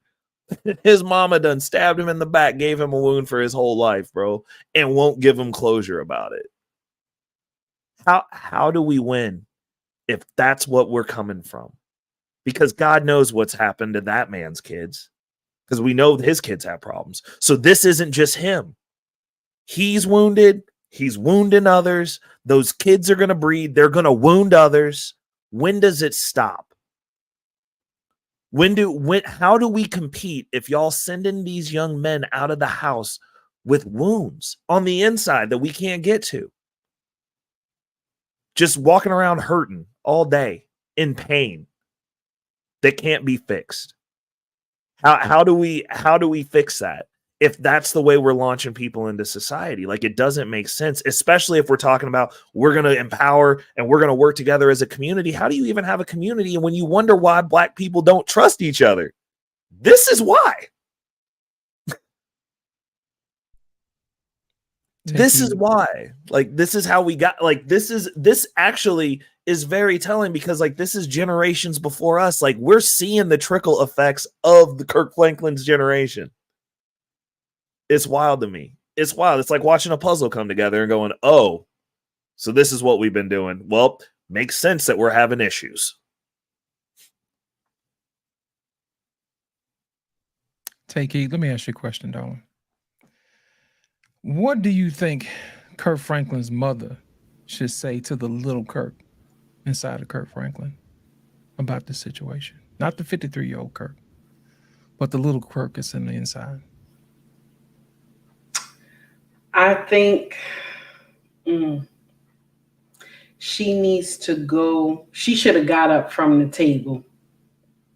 Okay, I don't care if they was filming her. She should have got up from the table, walked over to her son, and hold this man. I don't care how old he is. She should have got up from the table and hold this man like this man was a baby, and whispered in his ear and told him, Mom, my dear, I'm sorry. I am sorry. I am so sorry for what I have done to you. I'm so sorry for me giving you up for adoption. I am sorry that I didn't know who your father was. I am sorry. But you know what? I'm going to share something with you. In our culture, Black women don't like accountability. That has been since my grandmother time. Mm-hmm. Okay? That has been since my grandmother time. They do not like accountability. When the rooster comes home to crow, they will not call it. They would say that's a cat. They won't even say it's the rooster. Okay? And when I watched this video, Lost in Translation, when I watched this video, okay, I went to his actual YouTube channel. When I watched this, baby, I cried, honey. I cried like a big baby. I was in my husband's living room, and because my studio was in his living room, and I cried like a big baby. Okay. When I went to work, I had to replay it again. I was crying in the car going to work. I said, wow, this woman can have so much courage to say Just because this is courage. This is courage. Because Dana has never lied. Do you hear me? Time. Dana don't lie, honey. Everybody could lie, but Dana will not lie to you. She could never lie. If somebody say Dana lying, they need their ass kicked. Dana can't lie. She doesn't lie. When it come back, baby, if it come back that he the daddy the first time, baby, 1,000,000 times he gonna come back being the daddy. So now they got two. And she couldn't confess that she did some nonsense. Had this boy believe that he buried his real father in 2017. Okay? And then Mr. Rick is his real father. And you know what? I'm going to share something with you. Social media is wicked. Because I was on an influencer page. I won't say his name. There was other influencers inside in the comment section saying that, oh, Kurt went too far with that. He overplayed his hand. So I wrote in the comment section, I don't care if you got a star by your name. I don't care. It don't make me no never mind. If you saying nonsense, I'm going to say something. So he going to say, yeah, Kurt played his hand too far, man. He shouldn't have been crying like that. Let me share something with you. When men hurt, we act like, oh, he's weak. He's weak. He's nothing because he's hurting. But if a woman find out this nonsense or she lied about it and she start crying, oh, everybody, so they want to cater to her. This man deserved to have cried. He even deserved to have fell out on the floor because he thought he buried his father in 2017. But all the while, his daddy was a couple of blocks away, not even a couple of blocks away, 2 or 3 houses away from where his son used to go play with his friend. His youngest son lived in that neighborhood. The youngest son's friend lived in that neighborhood. So when Kurt was picking up his son, he could have ran into this man and not know who this man was. But everybody want to sit up here and make it seem like, oh, he went too far, being all that screaming and everything. What was he supposed to do? Because a man like that, when you hurt like that, he could have bust holes all in the walls of his house because he was hurt by what his mama did. And then his mama couldn't even tell him the truth after she found out that Dana told her 2 times. Dana said 2 times he the daddy, Mr. Rick the daddy. And you sitting up here talking about Dana lying. Dana has never lied. She has never lied, baby. You might say everybody else lied, but Dana don't lie. And that broke my heart. I was so angry and upset for him myself because, and I shared on my channel why I was angry and upset. Because let me share something with y'all, and I'm not going to keep y'all too long. But I was a teen mother, okay? And I had a child that's 29 years old, okay? My son is 29. He got his family, everything. He's doing good. I raised this boy the best way I know how, because that's what Black women say. I raised this boy the best way I know how. That's what we say. I raised him the best way I know how, gave him everything, spoiled him. But you know what he needed? He needed his daddy. But I was so mad with his daddy. Why was I mad with his daddy? Because I was the side chick. His daddy didn't want me. His daddy wanted me as the side chick. Okay? So now I get pregnant with his son. Messed with him 2 years. 2 years messed with him. Then all of a sudden I'm like, oh, I'm tired. I'm going to start doing my own thing because he got somebody. I'm going to do my own thing. Why am I happy behind? Go out and start messing with somebody else. Then get pregnant. And now trying to figure out who is the father. Okay? Because your happy behind don't know how to sit down. Why you want to be a side chick in the first place? If you would have waited and kept those legs closed, would you have that problem? See, sometimes I got to talk to myself like that. And when I got older, I learned how to take accountability. Okay. Got older. Now, matter of fact, you know what? A little bit, maybe a year or two before I met my husband, learned accountability. That changed me. And then I had to learn some act right and how to talk. And my husband taught me that part. So now, when all this thing hit the fan, okay, I went and told his father, I'm pregnant. And he looked at me two-sided like, no, because you the side chick. I told you we not going to have no children. So now I go to the one I've been creeping around with and tell him. So he was more excited about it. So I left it as that, right? But rumors was coming to him about, oh, I think she pregnant by so-and-so. She not pregnant by you. So what does he do? He come to me and asks questions. And what did I do? Start crying. I'm a teen mother now. So I'm crying because that's what we do. We women, we cry because we want to get out of the nonsense. We cry. But this young man was like, no, we need a DNA test. So I knew in my heart who was the father, but wasn't sure. So instead of me confessing the truth, I hid the truth.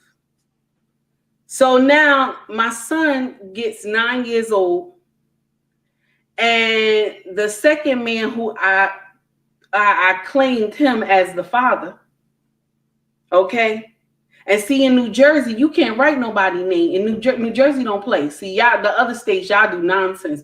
But Jersey don't play that nonsense. If the father don't sign that paperwork, okay, you in trouble. Now, if you marry, it's different. Because you can sign your husband's name, nobody say nothing because that's your husband. But if you don't have any proof that he the father, baby, they will not let you put nobody's name on that birth certificate. A DNA got to be done. So now this brother come to me. We grown now, early 20s, maybe 20. I was probably 20, 21.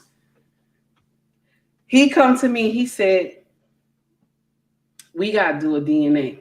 We got to do a DNA because everybody keeps telling me that this boy getting big and he ain't got no father and this and that. And so this is the time when I had to put my big girl drawers on. And I said to him, this is what happened. So he said to me, why didn't you tell me when we were younger? I said, I was scared. I was scared to tell you the truth. He said, okay, well, at least you told me, let's go get the DNA test done. So I can find out if this boy is mine. So we go and we get in front of the arbitration. Arbitration man said to him, said, this boy is not yours. So he looks at me and I cry a little bit. And he touched me on my shoulder. He said, we gonna talk on the way out, going out of the courthouse. He said, listen to me. You turned into a good woman. All that nonsense we used to do when we was kids, he said, I see so much in you. We should get married and raise this boy as our own. And you know what I told him? I said, no. You're a good man. You're a good man. You don't deserve to live a lie. You don't. That's what I told him. You don't deserve to live a lie. I'm going to go to the one I was doing nonsense with for 2 years and go tell him that I need to do a DNA with him. Now, mind you, me and the brother that I was with for 2 years, I was his side chick. So there's no way he wanted to have anything to do with this boy. Now, is he right? He's right. He's right. Because I put myself in that predicament to be the side chick. You feel me? Instead of me trying to go find somebody who wanted to be with me, okay? But because somebody looked fine as wine, you think that that's who you're supposed to be with when you're doing nonsense, okay? So now I go tell him. I had to find him, go tell him. And when I say me and him clashed like titans, we were ready for war because I'm his side chick, and now I'm bringing him a child that's 9 years old. So now we go get the DNA test done, and this time we go in front of the judge because this is how you know that this man is the father when you got to go in front of the judge, because the judge is ready to issue all out orders on this man. So now we go get the paternity test done. He's the father. The judge said 99.9, this is your son. So now as we leave the courthouse, he told me, bitch, I told you I ain't want no baby with you. I told you I ain't want no baby with you. But yet you brought me one. We're going to see how this play out for you. And I ain't going to say what I called him. I ain't going to say what I called him. I get indignant sometimes. God forgive me. I get indignant sometimes. So now we already draw the line between each other. So what did we do? Now, since you and the father dislike each other, what happens to the child? The child gets split in both ways because the child wants to know his father. Now, if he was raised with me all his life, he wants to know his daddy. So now the daddy asking the daddy questions. Okay? He asking the daddy questions. All right? Of how all this happened. So now what happens? The father start telling the child what really happened. What happened, why me and your mama ain't together. And this is the thing that Black women don't understand. That when the father have to tell the truth to the child, all your demons come out. Instead of you going and doing the right thing, all your demons come out. Now, this is when the father tell the child, your mama was the side chick. Your mama was the side chick. I was just sleeping with your mama. We wasn't in no relationship. I ain't even want no baby with your mama. I'm not saying he said that to him while he was young, but when he got older and got grown, this is when you start telling what really happened. Because when I got grown, this is what my father told me. Your mama was my side chick. I already had a family and I was raising my son and daughter already. And then she got pregnant with you.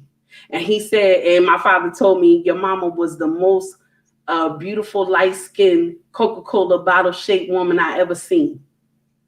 And your mama she was one of those women that everybody wanted in the neighborhood. And so I pulled her.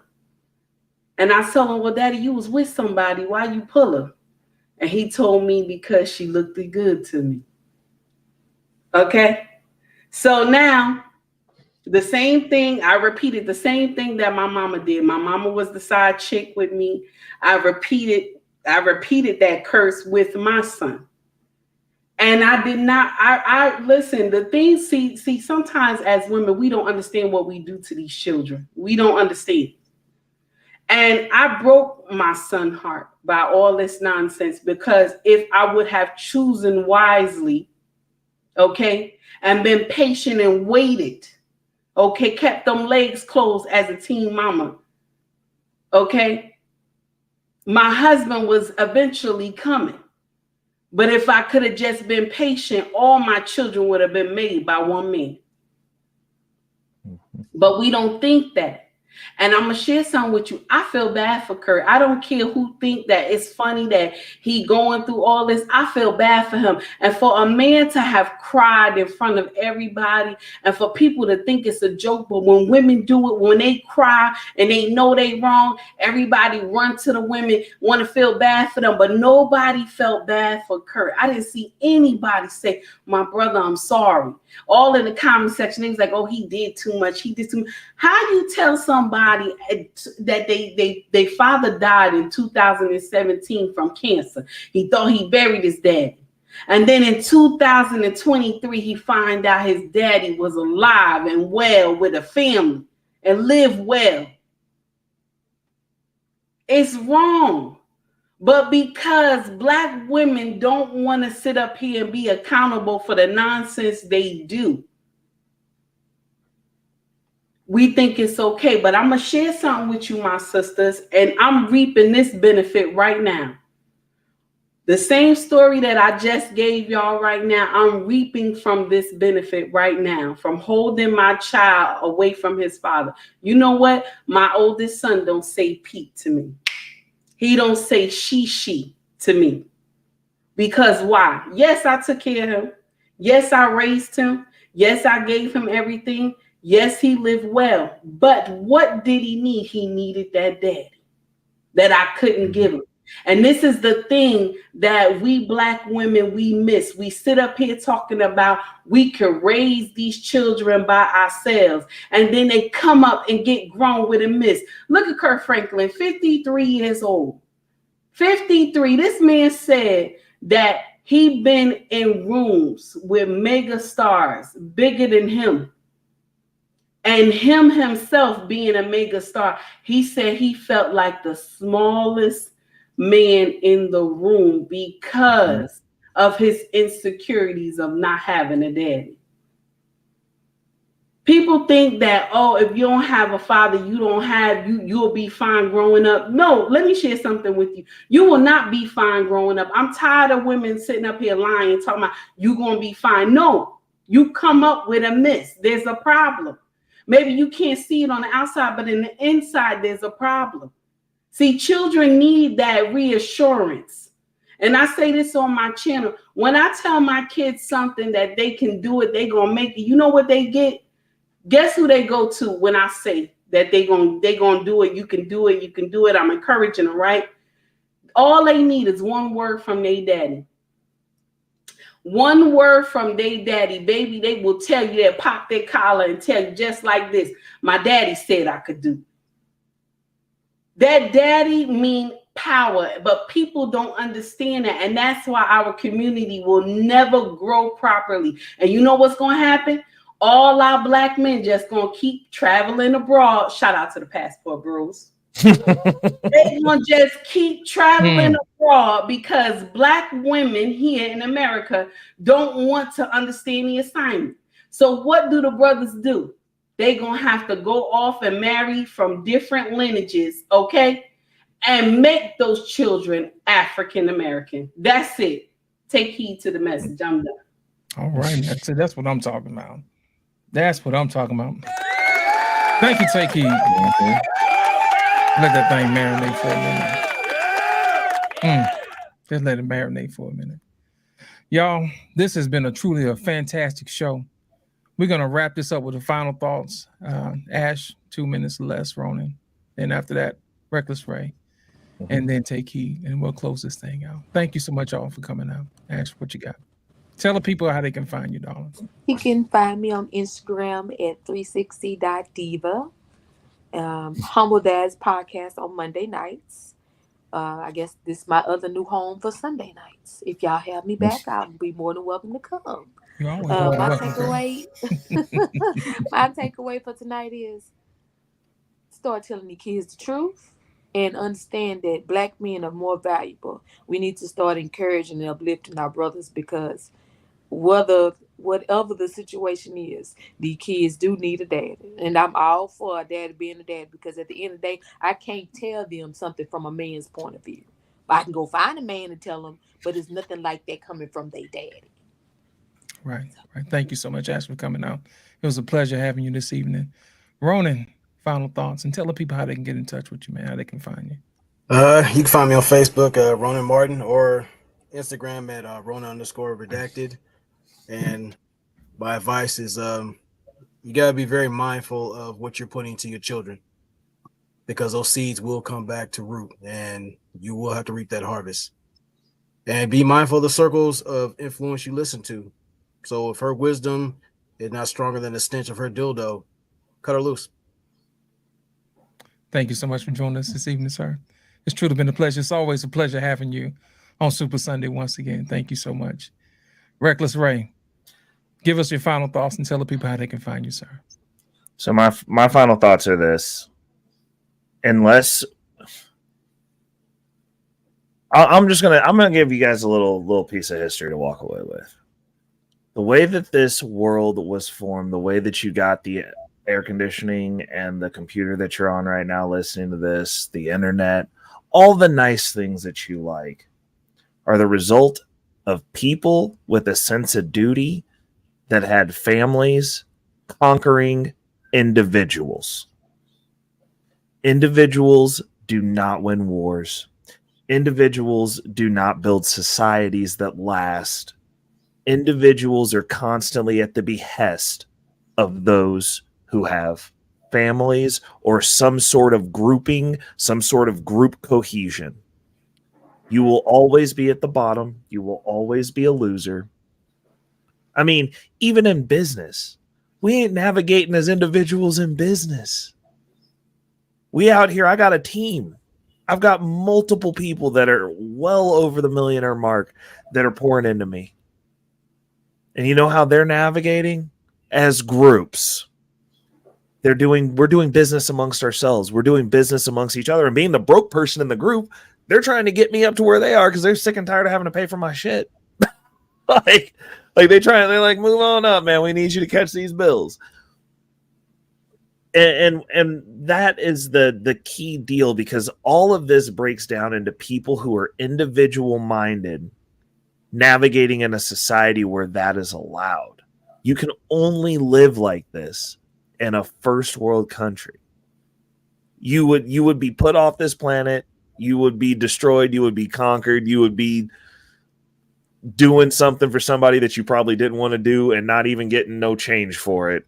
You're just doing the strange as an individual, because that's what happens to people who are not built to compete.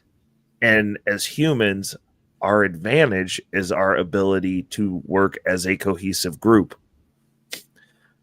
We are not working as a cohesive group. When you look at these stories and these horror stories that are being highlighted, these conversations that we're having, these all go back to there has to be a sense of duty. Like Ronan said, there has to be a rite of passage. That's part of a sense of duty. That's part of a community as you navigate through life.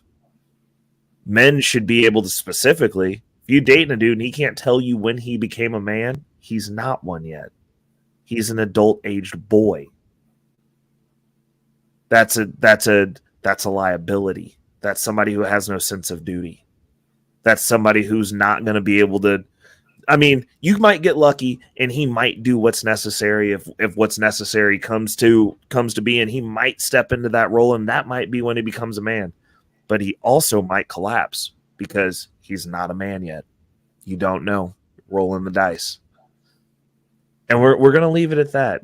Individuals are always conquered and always manipulated and always driven by groups. Individuals don't have power. Individuals are weak. This is your boy, Reckless Ray De Niro. You can find me at Reckless Ray De Niro on most platforms. We're live every Thursday for Guns and Butter. I got 2 uploads. We talk about the money over there. We'll get your finances set straight. And just remember, individuals are conquered by groups, people. So y'all keep running out there, being individuals all you want. There's groups out here, and we moving, and we will conquer you. Thank you, Ray. Once again, it's always been a pleasure have you on the show on Sundays. Thank you so much.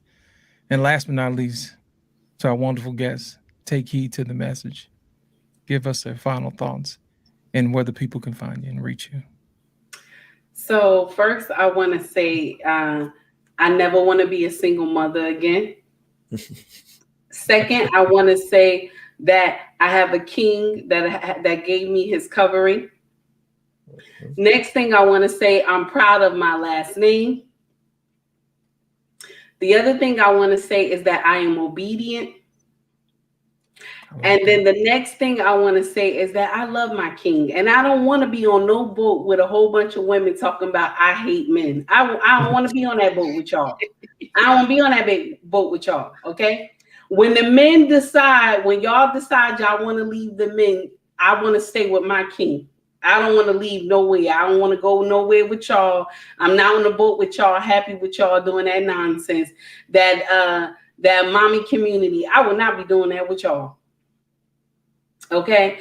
Then I want to say shout out to my king for saving me from the streets. Okay. Because I was close to the wall. Okay. I was like 2 to 3 inches away from the wall. He pulled me back and was like, no, you're not a baby mama. You are a wife. Okay. Took all those labels off me and labeled me wife. and then trained me to be his wife. Okay, so just shout out to my king. Then I want to say I am Take Heed to the Message on YouTube. Okay, I don't sugarcoat nothing. You want to follow my channel, please don't take offense to what I say. Okay, now if you're doing shakara and nonsense, you're gonna take offense. And you can also find me on YouTube at Awan. I'm sorry, I'm saying it wrong. Awan Abang 1973. And then you can find me on Facebook as Abang Awan. Okay. Y'all, thank you. And I appreciate it. Sir Hill, my hat is off to, well, my scarf is off to you, sir. Thank you for inviting me. Lost in Translation, I enjoyed myself. And to the panel, thank you once again.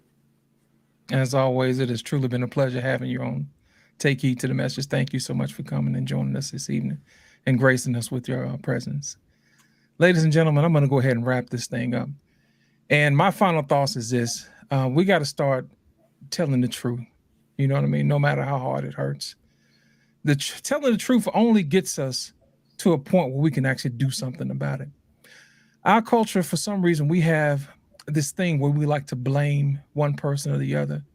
But if you think about it, we all had our hands in this particular situation as well, and in all situations. So if we blame somebody else, then they are not guaranteed to fix it. But if we take the responsibility onto ourselves, then we can actually do something about it. And I'll leave y'all with this. Like I always say, we're always better together than we are apart. So I'm going to say this. You can always find me here from now on from Super Sunday at Lost in Translation Podcast on YouTube. Thank you so much. You can come over and subscribe. And we're going to continue this conversation. Y'all, we got a lot of work to do. Now, also, you can find me on Humble Dash channel on Mondays at 9 o'clock and 9:30. You can find us over there as well. You'll also find me working as well on Black Man Unfiltered on Tuesdays, on Talk That Tuesday, and even on Fridays at the barbershop on the Black Man Unfiltered Network. So we're going to be busy, y'all. We got work to do. With that being said, I want to thank everybody for coming out in the chat. Lady Navoa, Quiet Storm, Black David. Without you guys, we couldn't do this. And I also want to give a shout out to the one and only Sir Hale for making all this possible. Sir Hale, we salute you, sir. And thank you for allowing us to share your platform and to share your message. And with that being said, ladies and gentlemen, thank you and good night.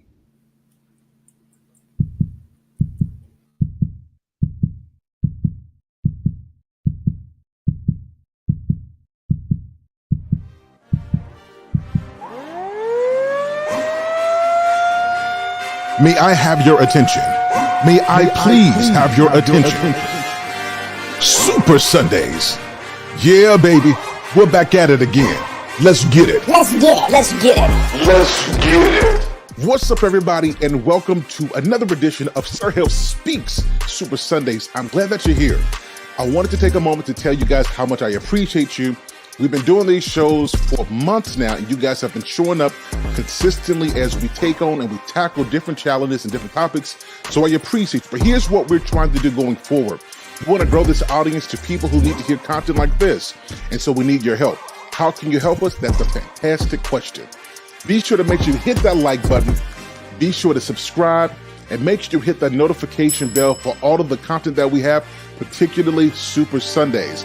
All right, guys, sit back, relax, enjoy. Make sure you invite somebody to Sir Hill Speaks Super Sundays. We're getting ready to go in.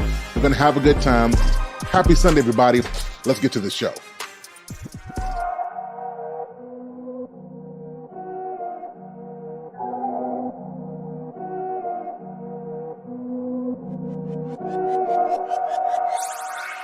Go dummy, go beast, oh no. I go beast, go deep, I OD, oh no. I OD. Apply pressure, put heat, oh no. Put that 500 degrees, oh no. 500 degrees. Go dummy, go beast, oh no. I go beast, go deep.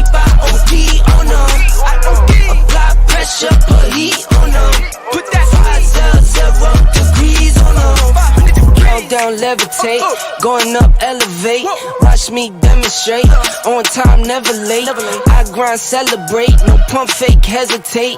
I've been scoring every day. Champagne, Perrier. Since 9-3, been in the box, now I'm stepping up tone. Like straight out the sandlot, now I'm plotting on the globe. I work hard, I show love, that karma steady growing. Got this far, I go hard, let God take control. I was starving skinny, now my weight up, got no energy for haters. See you trying, see you later. I'm shooting for the stars, need no laser beam, blowing like the greatest, but it's one who's always greater. Go dummy, go beast, oh no. I go beast, go deep, I OD, oh no. Apply pressure, put heat, oh no. Put that 0 degrees, oh no. 500 degrees, go dummy, go beast, oh no. I go beast, go deep, I OD, oh no. Apply pressure, put heat, oh no. Put that 0 degrees, oh no. Smile good, skin clear. This here my year. Hey, look up here. This here my tier. Same fit 4 days. I grind 4 ways. I play no games. All me, no blame. On the wave, my own wave. Can't stop my shine. In the lane, my own lane. Can't stop my grind. 40 yard in the V12 and like 1.5. At 19, I clip 19 in a month, no lie. Oh God. I was starving skinny, now my weight up, got no energy for haters. See you trying, see you later.